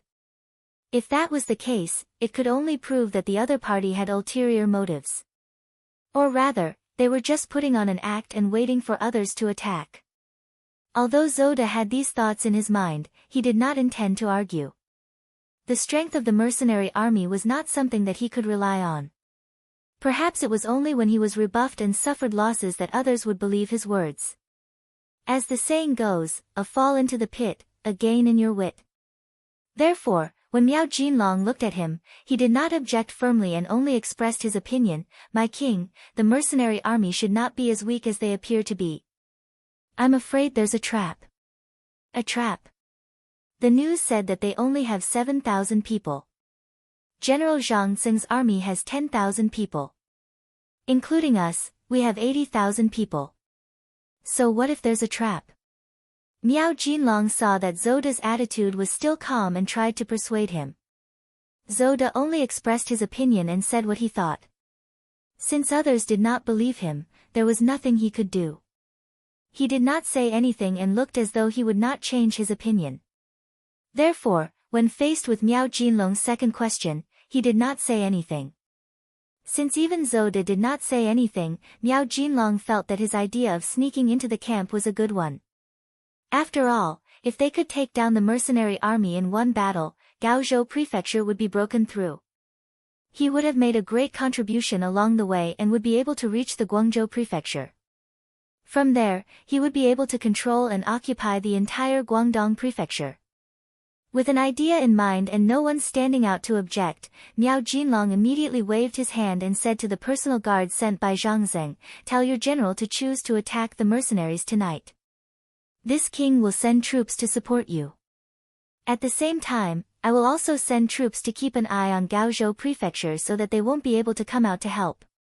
Yang Qindong was still chatting with First Madam Hu Yan and Third Madam Snow Lady in the tent. To him, chatting with his wives was the best way to relax. Report. Tiger's Mane's voice came from outside the tent. Come in. Yang Qindong straightened his body. He knew that something must have happened. Otherwise, Tiger's Mane wouldn't have come to disturb him at this time. Yang Qindong's guess was right. Tiger's Mane had indeed come to inform him of the changes in Miao Jun's troops. Young master, the 10,000 Miao soldiers who were returning to their camp have suddenly slowed down their speed. I've asked someone to calculate it. Based on their current speed, it's very likely that they'll reach our camp after midnight. Slow down. Yang Qindong couldn't help but chuckle when he heard this sudden change that could also be said to be a logical change. That day, Yang Qindong saw the Miao army walk past his camp in an extremely arrogant manner. He thought that this army was too proud and arrogant, and it was very likely that there would be people who were not content and would be like a snake trying to swallow an elephant. Thus, He ordered the scouts to keep a close eye on them. At the same time, the camp was prepared to take precautions. However, all of this was just a guess, a feeling, or an inference based on experience. It couldn't be considered as the truth. However, with this information from Tiger's Mane, it was completely different. As everyone knew, once an army that had left the camp was on the way back, the soldiers would be anxious to return home. Their speed would only be faster and not slower. Just like these 10,000 Miao soldiers, their desire to return to their camp should be very strong. Thus, their speed should be very fast. Not to mention that they should have reached their camp before dinner, even if they were a little later, their speed should have been faster. How could they suddenly be pushed back and only arrive at his camp in the middle of the night? If that was really the case, wouldn't it be better for them to have a good night's rest and return to camp early the next morning? Just from this point alone, it was obvious that the other party's intentions were clear. "How's the Miao army's camp?" Yang Qindong asked out of caution. Reporting to young master, the scouts monitoring there reported that nothing unexpected happened. "Everything seems to be normal." Tiger's Mane replied truthfully. "Everything is normal." That's the most abnormal thing. Think about it, if the army is really returning to camp, wouldn't the camp need to make some preparations? Seeing that the enemy is near, it's very reasonable for them to send out troops to welcome them. However, they didn't do anything, which exposed their intentions. Yang Qindong gave a very certain answer after analyzing the situation. Originally, Tiger's Mane didn't understand why normal was abnormal. However, after listening to Yang Qindong's analysis, he couldn't help but sigh in his heart. Young master was indeed the young master. He had talked about this before in the strategy class, but why didn't he think of this immediately? Well, if that's the case, the Miao army will definitely come tonight if nothing unexpected happens. They won't come late at night, but a little earlier. Since that's the case, we'll just prepare our pockets and wait for them to come. There's no reason for us not to eat this fat meat that's already in our mouth. Yang Qindong had a confident smile on his face. Seeing this scene, Hu Yan and Madame Shui's eyes twinkled like stars. Which girl didn't love heroes? Not to mention people like Yang Qindong who had such a family business at such a young age.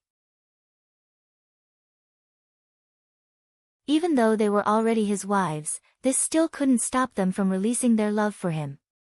In fact, during this period of time, Hu Yan and Lady Shui had felt something. Why would these elite soldiers listen to her husband's words so obediently? Although they had heard the story of Yang Qindong saving the mercenary leader, they absolutely didn't believe it in their hearts.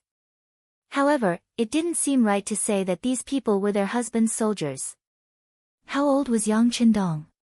How could he have the time to manage and create all this? Yang Qindong had already noticed this doubt, but he didn't say anything. Firstly, it wasn't the time to say everything. Secondly, he didn't want the two girls to worry. It was better to let them guess as they were now, and it would be easier for him to feel at ease. The 10,000 Miao army, after General Zhang Tsing's order, began to slow down their return journey. Those who were able to come out to attack the city naturally had good combat strength. In terms of overall strength, they were the elites of the 80,000 Miao army. It was precisely because of this that Zhang Tsing passed down the order in advance. That was, they could slow down and wait for the right time to directly rush into the mercenary camp, which only had 7,000 people, and take over the camp. 10,000 against 7,000, they had a big advantage in terms of military strength. In addition, they didn't encounter any decent resistance along the way. Over time, the arrogance of these soldiers could be imagined. Therefore, even if they were facing the mercenaries, the ignorant were fearless, and they had no fear at all. On the contrary, they thought that it was just a simple attack, and by sneaking into the camp, they were afraid that the situation would be decided with a single attack. As Yang Qindong thought, Zhang Tsing didn't choose to attack the camp in the middle of the night. Although late at night was the time when a person was in deep sleep, it was also the time when one's defense was the weakest. However, Zhang Xing knew that as long as the mercenary general was not an idiot, he would definitely send someone to secretly observe him. In this way, he would also calculate when he would arrive at the enemy's camp. Since that was the case, how could he not be prepared at all? However, there was no need to be afraid as long as he was prepared. Zhang Xing originally wanted to play the element of surprise. He would wait for the sky to turn dark and suddenly attack the camp. Such a sudden decision would definitely catch these mercenaries off guard. Zhang Xing's plan was very good. However, he didn't know that Yang Qindong had already made preparations. More importantly, he didn't need to put up a strict defense. With the mines placed 500 meters away from the camp, victory was already in his grasp. It was precisely because of these weapons of mass destruction that others did not know or understand that the mercenary camp looked so lazy from the outside. That was why those Miao scouts who were spying on this place believed that this was indeed an unguarded camp. Not to mention other things, with the eyes of these scouts, even if you were tight on the inside and relaxed on the outside, they would still be able to see the general situation. At least, when they charged, it shouldn't be a problem for them to kill their way out of the camp. Naturally, the Miao army had heard that the mercenaries had advanced firearms before, but they weren't too afraid. They had seen the firearms of the great Ming dynasty before. As long as they could get close and change to close combat, it would be difficult for any firearms to play their role. If they were able to get their hands on some firearms, then they would have profited greatly. The news from the scouts made Zhang Xing overjoyed. At the same time, he was even more determined to sneak into the camp at night. For this, he had already made preparations. He called all the small leaders who could lead more than 500 people in front of him. Everyone, remember, when you charge in, you must be fast and fierce enough. Don't let the enemy have any time to prepare. I don't mind telling you that there was news that when these mercenaries destroyed the Huang bandits, they obtained a lot of gold and silver. When the time comes, whoever gets the most of these things will naturally get more in the end. Do you understand? Zhang Xing was afraid that the soldiers below wouldn't use their full strength, so he said this in a misleading manner. However, he didn't know that the faster they charged in, the faster they would die, and the more they charged in, the more they would die. The small leaders below were relatively uninformed. They had almost never heard of Yang Qindong's mercenaries. They only knew that there were a lot of treasures waving at them, and that was enough. Although they had to hand over a certain percentage of the treasures they snatched, wouldn't it mean that the more they snatched, the more they would be able to keep? Although most of them hadn't read books, they still had some understanding of this. After a round of pre-battle mobilization, the entire Miao army of more than 10,000 people became excited. In their eyes, it was as if victory already belonged to them.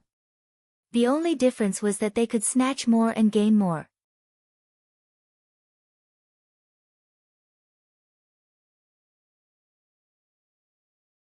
Chapter 435. Gaozhou Prefecture. Kuang Yi, Guaning, Ma Wei, and Yu Guang were standing below the tall city gate tower, looking into the distance. Is the news accurate? The Miao army really slowed down. Kuang Yi stood in the middle of the crowd and said solemnly. The Miao army was already at the city gates, but they didn't attack immediately. Instead, they circled around the city and made a trip to Laizhou Prefecture. This way, it seemed like Gaozhou Prefecture was temporarily safe, but Kuang Yi was very clear that the Miao army didn't find trouble with them because they were afraid of the mercenaries below the city gates. It should be because Yang Qindong's reputation as the god of war had spread, which made the other party wary. They didn't act rashly because they wanted to play it safe. As a result, Kuang Yi couldn't help but sigh. There were indeed smart people everywhere. Originally, he was still hoping that Miao Jun would take the initiative to provoke the mercenaries and then lead to a battle to the death. This way, he wouldn't have to spend so much effort to ask Yang Qindong to send troops.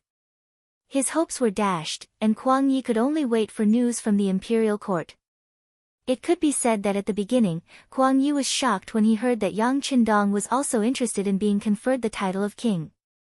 He even thought that this request was too high and impossible to fulfill. However, as the days passed, his thoughts changed. Shiping King Mubin could be conferred the title of king, so why couldn't Yang Qindong? Speaking of contributions, just based on the fact that Yang Qindong had saved Ing Zong's life on the battlefield, no one could compare to him. It was just a pity that the emperor's heavenly might was unpredictable. Perhaps he was used to being high and mighty, thinking that everyone should do anything for him. On the contrary, it made them slowly forget what gratitude was, and what it meant to repay kindness. Regardless, after Kuang Yi calmed down, he thought that Yang Qindong could still be conferred the title of king. Not for any other reason, but because the Southern Ming Empire had no other choice. Since this was the case, why not confer the title of king to someone with a different surname to solve the crisis in front of them? Not to mention that Yang Qindong's health seemed to be very poor. If that was the case, then it was not a big deal to crown a half-dead person as king. The obstacles should be much smaller. Just like that, she waited for the emperor's imperial edict before going to Yang Qindong to talk. Unexpectedly, a scout came to report that the 10,000 Miao soldiers who went to the Laizhou prefecture had returned. Not only that, but they slowed down as they approached. Who was Kuang Yi? To be able to become the Minister of War, even if he did not participate in the war during peacetime and had never been on the battlefield, he should at least be someone who knew how to fight. Miao Jun's abnormal actions quickly attracted his attention. He immediately called for Guaning, Ma Wei, Yu Guang, and the other generals. After a short discussion, they came to the conclusion that Miao Jun would most likely make a move tonight. Yes, Master. We have already investigated, and it is indeed so. They must have their own motives for doing this, but we cannot confirm if they want to make a move against the mercenaries or us. Guaning stood up and reported the results of his investigation with Ma Wei and Yu Guang. There is no need to confirm, they must be making a move against the mercenaries. Kuang Yi was very confident. They were in the city, and attacking the city at night would be much more difficult than attacking in the day. Of course, he would also take some precautions. For example, if there were spies in the city, it was not impossible to open the city gates at night and lure the enemy into the city. How about this? The three generals will work hard tonight. Keep a close eye on the four cities and tell the soldiers below that without this old man's orders, even the three of you have no authority to open the city gates. Kuang Ye's voice was firm and powerful. Only by taking the authority into his own hands could he ensure that the city gates were not lost. As for whether his actions and suspicions would disappoint his subordinates, he couldn't care less at this critical time. Fortunately, it was only for one night. In addition, he was the Minister of War and the current Grand Tutor of the Crown Prince. His official rank was much higher than these people, so he still had some authority. As expected, when Kuang Yi said this, Guaning was slightly better, but Ma Wei and Yu Guang's expressions were somewhat unnatural. However, once they considered Kuang Ye's identity, even if the two of them were to have their authority taken away, they could only pinch their noses and nod in agreement. Master, since you can see that these Miao soldiers want to make a move against the mercenaries, shouldn't you send someone to remind the Duke of Loyalty? Although they did not agree to send troops to deal with the bandits, they are still our allies. Guaning saw Kuang Ye's affirmation and thought about whether he should take the opportunity to express goodwill. Yes, I can send someone there to inform them. However, this old man thinks that the Duke of Loyalty has already seen through it. He, if he doesn't even have this little ability, how could the Huang bandits be destroyed so quickly? When Kuang Yi said this, his originally serious old face had a slight smile. However, he only wanted to send someone to inform Yang Qindong. As for sending reinforcements, it was better to forget about it. After all, he did not have much military strength in his hands. Moreover, the situation was unclear. If they opened the city gates in the middle of the night, who knew what kind of accident would happen? The sun had already set and the sky was beginning to turn dark. At this time, the people on both sides seemed to be waiting for the sky to turn darker so that they could fulfill some people's desire to kill in the dark and windy night. Su Shi. It was equivalent to 8 o'clock in the evening. the Miao army that was originally moving slowly began to speed up. With the sudden increase in speed, they could reach the mercenaries' barracks in half an hour and sneak into the camp. In other words, the time they decided to attack was Hai Shi, which was between 9 o'clock in the evening and 11 o'clock in the evening. This period of time was not the best time to sneak into the camp. This was because most people were not asleep, or those who were asleep were not in a deep sleep. Once something happened, they would be able to react immediately. However, after Zhang Tsing knew about this, he still did the opposite. This was where he thought he was smart. First, he slowed down the marching speed to make people think that it was late at night when they arrived at the mercenaries' barracks. This way, they would make a wrong judgment. In order to ensure that they had enough energy at that time, if he was the leader, Zhang Tsing would arrange for the soldiers to sleep early and wake up before midnight. Considering that he would definitely do this, Zhang Tsing sent someone to observe the mealtime of the mercenaries' barracks. As expected, the rising of the fireworks was earlier than usual. This was the signal to eat and sleep early. With this, Zhang Tsing was full of confidence. The plan was for you to prepare to set up defenses in the middle of the night. I won't go against your wishes and attack early. This way, I can make use of the time difference. Thus, the sudden acceleration of the march at Hai Shi. Miao Jun, who had long been prepared and had even eaten in advance, began to move, running forward at an extremely fast speed. These people were abnormally excited, as if this time they were not going to war, but to obtain gold, silver, and treasures. With this kind of marching speed, the advantage was that even if they were discovered, they would not have enough time to prepare for defense. This was also the reason why General Zhang Tsing was so confident in giving the order to attack after knowing that the mercenaries' barracks did not specifically strengthen the defense. Under normal circumstances, such an unforeseen event would be discovered by the scouts first. Then, the scouts would quickly pass the news back. After that, the general who received the news would arrange for the army to prepare for defense. All of this required time. During this time, if the two sides were far away, there would be enough time to prepare. However, when the distance was extremely close, like now, with less than an hour, it would be too rushed and even too late. In this way, the success rate of this kind of surprise attack was usually very high.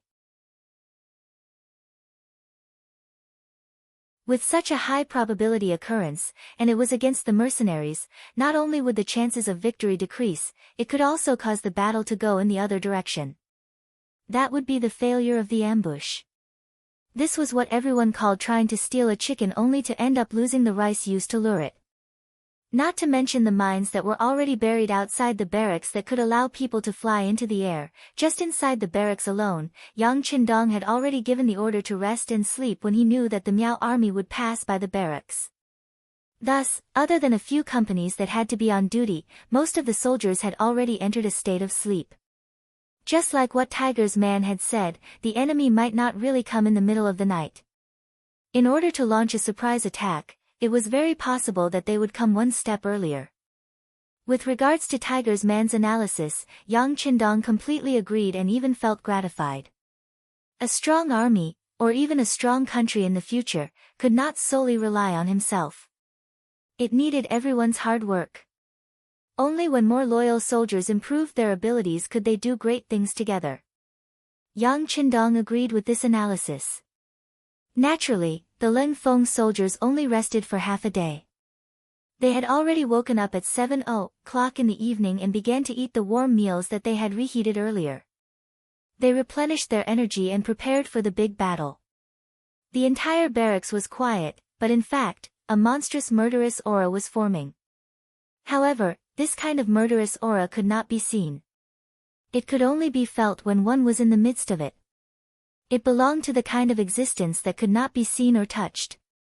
Not to mention the monstrous murderous aura, after the 10,000 Miao army rushed for nearly an hour, they could already vaguely see the mercenary barracks outside with torches. It was previously said that whichever army charged in first would be able to obtain more wealth. With such a military order, the army that had just arrived did not even have the time to regroup. Instead, they rushed straight to the front of the barracks like a swarm of bees. Everyone was doing their best at this moment, as if they were afraid that the benefits would not belong to them if they were a step late.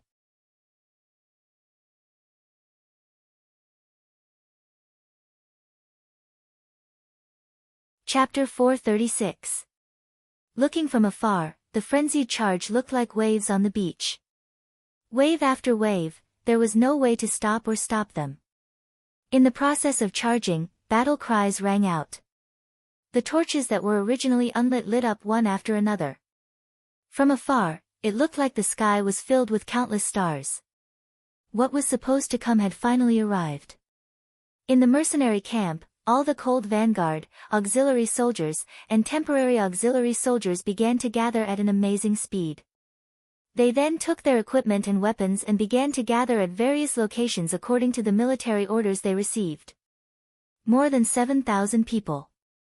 Almost 7,000 people participated in this battle. Other than the two cold vanguard companies and the first and second teams of guards by Yang Qindong's side, the Wolf Fang Special Forces and the Ghost Sniper team had joined the battle. Obviously, Yang Qindong wanted to show the Miao army how powerful he was once and for all. He wanted them to be afraid of him from now on and not dare to do anything to him. Outside the camp, the battle cries were getting closer and closer. Not only in the south, even the Miao army headquarters in the northwest had sent 10,000 people to cooperate with the joint attack. With 20,000 against 7,000, the advantage was already very obvious. In addition, it was a sneak attack. No matter how one looked at it, there was no possibility of failure. Naturally, the 20,000 Miao army soldiers could see such a simple logic. Therefore, they attacked the mercenary camp with extra force. There was a saying that one would not die if one did not seek death. At this moment, it was the most suitable saying for the Miao army.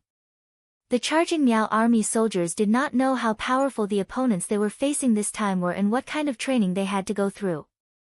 They also did not know that 500 meters away from the camp, there were advanced landmines that could kill them. They had never even heard of this before. Once they stepped on it, it could quickly send them to the sky. Even if they did not shatter into pieces, it was enough to take their lives.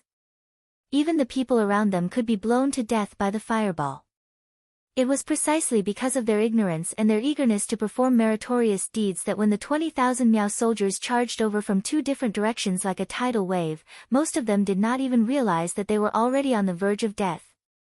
All of this was completely reflected in the following battle. When the earth-shattering Miao army or fake Miao army, the ordinary southern Ming people who had no food to eat along the way, arrived 500 meters away from the mercenary camp while shouting excitedly, they were so excited that they thought that the fruits of victory were right in front of them. Then, the first flame lit up. The first landmine exploded.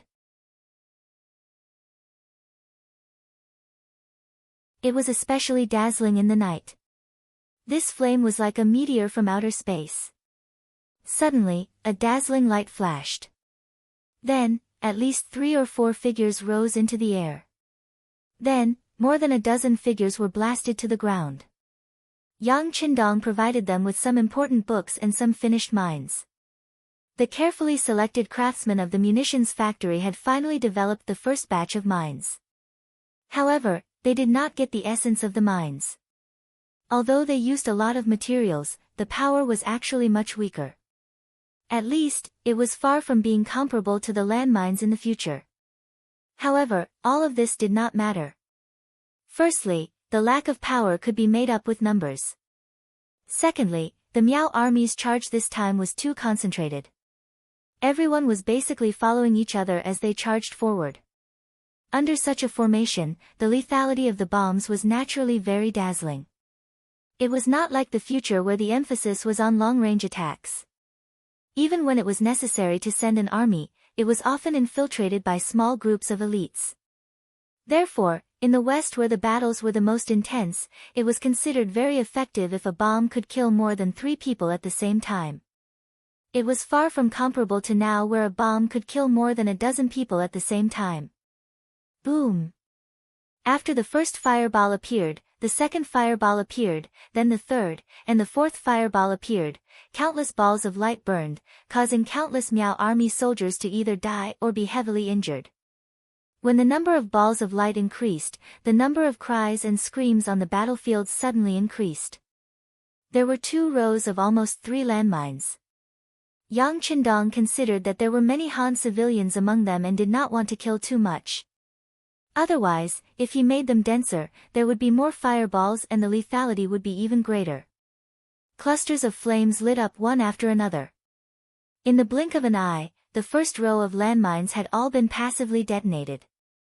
Very quickly, the second row of landmines went off as well. Who knew how many people were lifted into the air in despair and died in horror and fear? Why did this happen? Since the first row of landmines had already been detonated and the 2 rows were 20 meters apart, why did the second row of landmines explode? Speaking of which, this was caused by the Miao army's desire for grandiose achievements. If the Miao army had not underestimated the mercenaries and relied on their numbers to attack in a dense formation, this would not have happened. It was because he knew that the mercenaries might have extremely advanced firearms that General Zhang Xing decided to attack in such a way. In this way, if they were to encounter firearms from afar, they would not be able to kill many with such a dense formation. This allowed them to charge all the way until they entered the camp and engaged in close combat. The scales of victory would naturally tilt towards them. It could not be denied that this might be a way to break through the firearms formation. It was just like when the Great Ming dynasty was at its peak. When Zhu Di went out to the grasslands, the firearms team he led had encountered such an attack. For this reason, there were indeed many casualties and they had paid a great price. Even when Duking Zhangfu had invaded Jiaoji, his firearms unit had also suffered a heavy blow from the Jiaoji army's counterattack. With the experience of his predecessors, the Miao army chose to use this method to break through the firearms formation. However, he did not expect to suffer such a huge loss. It could be said that this was due to the lack of information. If one had carefully studied the firearms of the mercenaries, they would know that the reason why they were called the new model was because their firearms could fire continuously. Compared to the Great Ming dynasty's flintlocks, which needed to be loaded with gunpowder to fire a shot, this machine gun was much more advanced. Even if there were no landmines, with a few powerful machine guns placed here, the effect would still be surprisingly good. There was a saying in the later generations that whoever grasped the information would be one step closer to victory. This saying was also applicable in ancient wars. If one did not even know the details of the opponent and charged rashly, the result of failure was already destined. Without enough attention, an earth-shattering formation would only result in more casualties. When the first ball of fire lit up, the Miao army who was charging at the front wanted to stop. After all, the visual impact of that thing was too strong. However, they were at the very front. If they wanted to stop, they would have to ask for the permission of the brothers behind them. Therefore, before they could do anything, a huge force came from behind them, pushing the Miao Jun in front of them forward. Boom boom boom, as the explosions continued, the Miao army in the middle finally felt that something was wrong. However, how could they stop when they were charging at such a high speed? Just like that, they pushed their brothers at the front another 20 meters until the second row of mines was triggered. Only then did the army stop charging forward. However, it was also at this time that the Miao army at the back also rushed forward without hesitation, not knowing what was going on. Very good, the second wave of landmines has been triggered.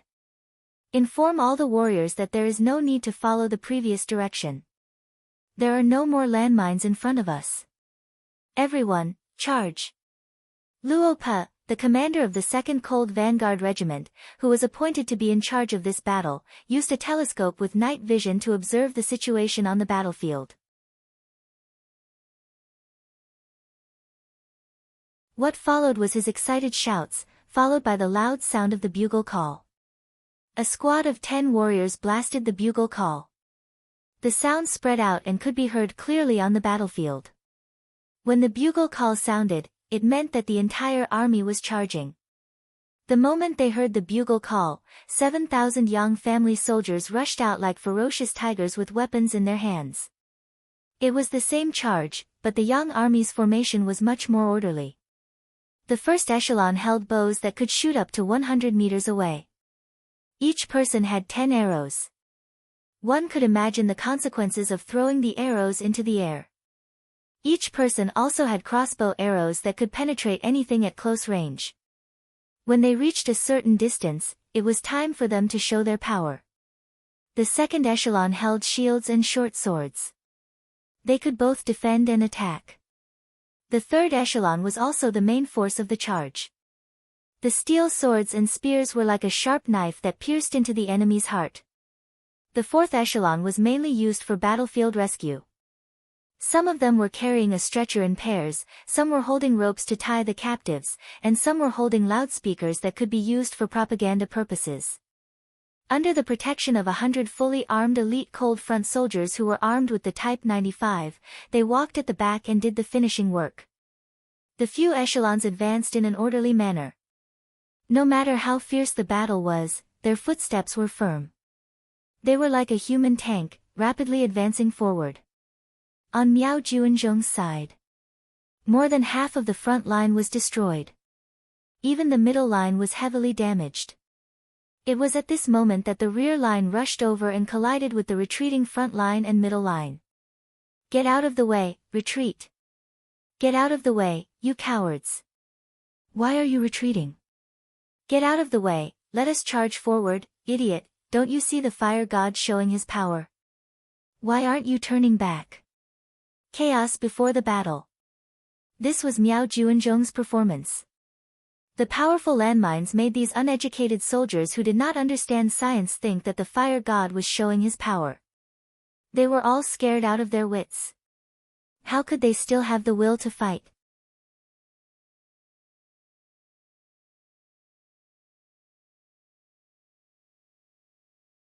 Chapter 437. Both sides were still pushing and shoving each other, not giving way to each other. Suddenly, arrows fell from the back and landed among the Miao soldiers who were confronting each other. At that moment, many of them were shot and fell to the ground. "Where are our archers? Fight back!" Seeing the arrows falling from the sky, Zhang Tseng, who was commanding the battle at the back, shouted loudly. Following his shout, some scattered archers also started to fight back. The arrows hit the shields of the Yang family army's second echelon. Other than the sound of impact, there was almost no damage done. After the weak counterattack of the Miao army, the first echelon of the Yang family army took out their crossbows and started to fight back. At a close distance, an arrow was shot and it was accompanied by the fall of one of the opponents or the scream of another person. The third echelon also took this opportunity to quickly catch up. Then, the swords and spears were swung wildly. How could the frightened Miao army resist? Zhang Tseng was still sitting on his horse and wanted to give orders, but an arrow came out of nowhere and landed on his left shoulder, causing him to cry out in pain. "General, the general is injured, quick! The general is injured, protect the general and retreat." The dozens of bodyguards saw that their leader who was being protected was also shot and shouted to go forward. Then, they pulled him down from the horse and supported him to retreat to the back. Even the bodyguards could see that the front was losing, and even losing, how could Zhang Tseng not see it? Taking this opportunity, he pretended to be deaf and mute. He did not say anything and let everyone support him to retreat to the back. "Those who kneel and surrender can live, otherwise, die." The shout from the loudspeaker sounded like it was beside the ears of the chaotic Miao army. That shout stunned many people and they stood still, not knowing what to do. Da-da-da. Da-da-da. The fourth echelon of the Yang family army had also arrived. Lian Lingfeng, who was holding the 95 style, finally pulled the trigger. What followed was the scene of people falling to the ground one after another. This sudden gunshot was the last straw that suppressed the chaotic Miao army. The situation of the battlefield was also settled at this moment. The Miao family only had two choices, to retreat or to surrender. Run. Some of the faster Miao Jun soldiers who were at the back immediately turned and ran. Some of the Miao soldiers who wanted to run but were surrounded in the middle were not so lucky. When mercenaries began to appear around them, these people seemed to have only one choice left, which was to kneel down and surrender. The sound of gunfire continued, and the sound of cold weapons clashing could be heard from time to time. However, it was clear that the commotion was getting smaller and smaller. The battle had not even officially started, but it was already heading towards the end. In the Miao army's main camp, although King Miao Jinlong was still sitting at the head of the tent, his expression was obviously not as calm as before. The moment he heard the explosions, he had a bad feeling in his heart. It was just that he didn't want to admit it until he received the battle report from the front line. Reporting. The tent's curtains were pulled open from the outside, and the scout general who rushed in knelt on the ground with a thud. Reporting to Your Majesty, our army has been ambushed by the enemy and is retreating in defeat. Ambush? What kind of ambush? Aren't the mercenaries resting and sleeping? Miao Jinlong suddenly stood up from his chair, staring with a pair of red eyes as he spoke in a cold voice. We still need to find out the details, but the fact that the army is retreating is a fact. Please end it quickly, Your Majesty. The scout general did not know how to explain what he had seen. He only remembered that the moment the fire flashed, his eyes seemed to have gone blurry. Then, not long after, he saw the Miao army frantically retreating. If you can't find out, what's the use of having you? Hearing his subordinate's reply, Miao Jinlong was furious. Although he had already felt that something was wrong, when the answer came out, he realized that he could not take it anymore. Miao Jinlong was so angry that he lost his composure. Fortunately, Scholar Zoda's mind was not messed up. After all, this was the outcome that he had expected. However, his words carried little weight and he could not stop it. In addition, he also wanted Zhang Tsing to suffer a great loss, so that he would not continue to be so arrogant in the future.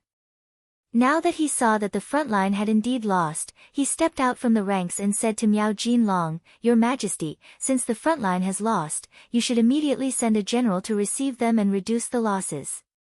At the same time, close the camp gates and prepare for defense. This is the safest way. When Miao Jinlong heard Zoda's words, he was like a drowning man who had grabbed onto a piece of dead wood, nodding his head like a chick pecking at rice. Not bad, not bad. Go and prepare according to what Scholar Zhou said. This was the strategy that they had discussed before. After all, planning for defeat before planning for victory was also the art of war. Of course, these suggestions were put forward by Zoda. It was also under his persuasion that the Miao army only sent out 20,000 men this time. Otherwise, they might have sent out even more people, and naturally, the losses would be even greater. With Miao Jinlong's orders, the Miao army camp quickly moved. Those who were supposed to save people went to save people, and those who were supposed to defend the camp tightened their defense.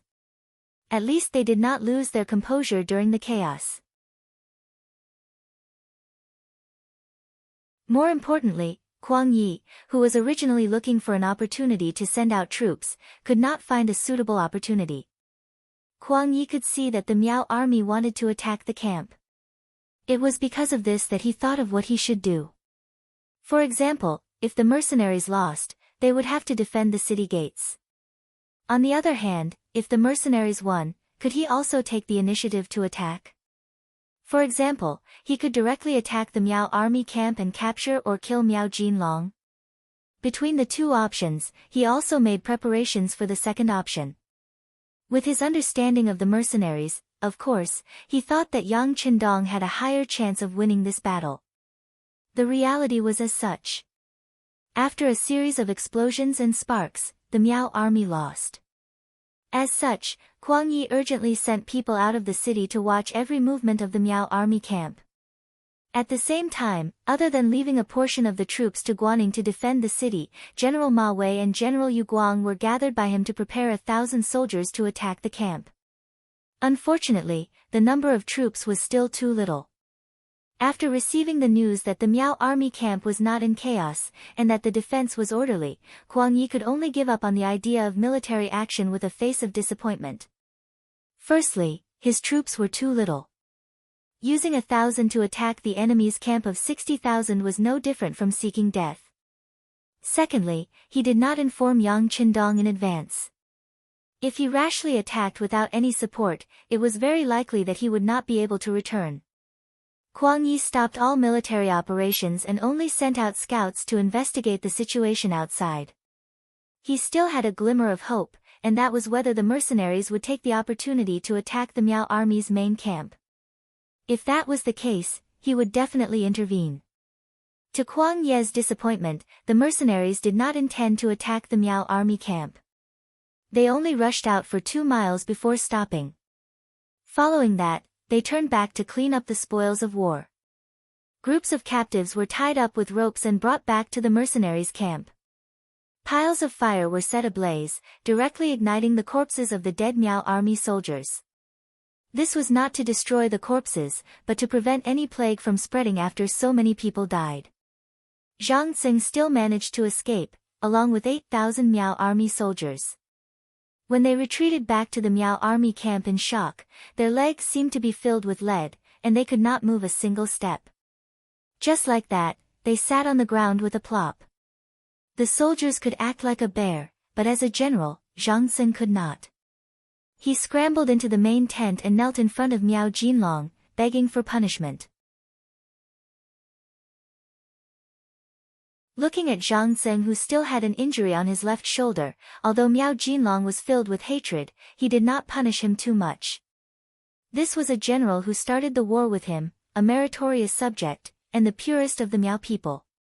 Thus, after reprimanding him, he let him go to recuperate. Regarding Miao Jinlong's nostalgia, Zoda, who was watching from the side, admired and hated him at the same time. He admired a master who was loyal, and that was the goal he should follow closely. If he followed such a person, at least he would not have to worry about being heartlessly abandoned. What he hated was that he placed too much emphasis on relationships, and that it would be difficult for him to achieve great things. Zoda was still analyzing Miao Jinlong's character and his strengths and weaknesses when one of the kings of the Miao tribe spoke to him. "Mr. Zhou, this time our Miao army has suffered a great loss. In your opinion, what should we do next?" "King." Zoda quickly retracted his wandering thoughts, and changed to a very serious expression. "After tonight's incident, we have already seen the strength of the mercenaries, and they are indeed very strong. It is better not to go head-to-head with such an opponent. Otherwise, it will hurt the king's foundation. It is better to focus on defense first, then report this matter, and let King Min handle everything." "Are we going to admit this loss just like that?"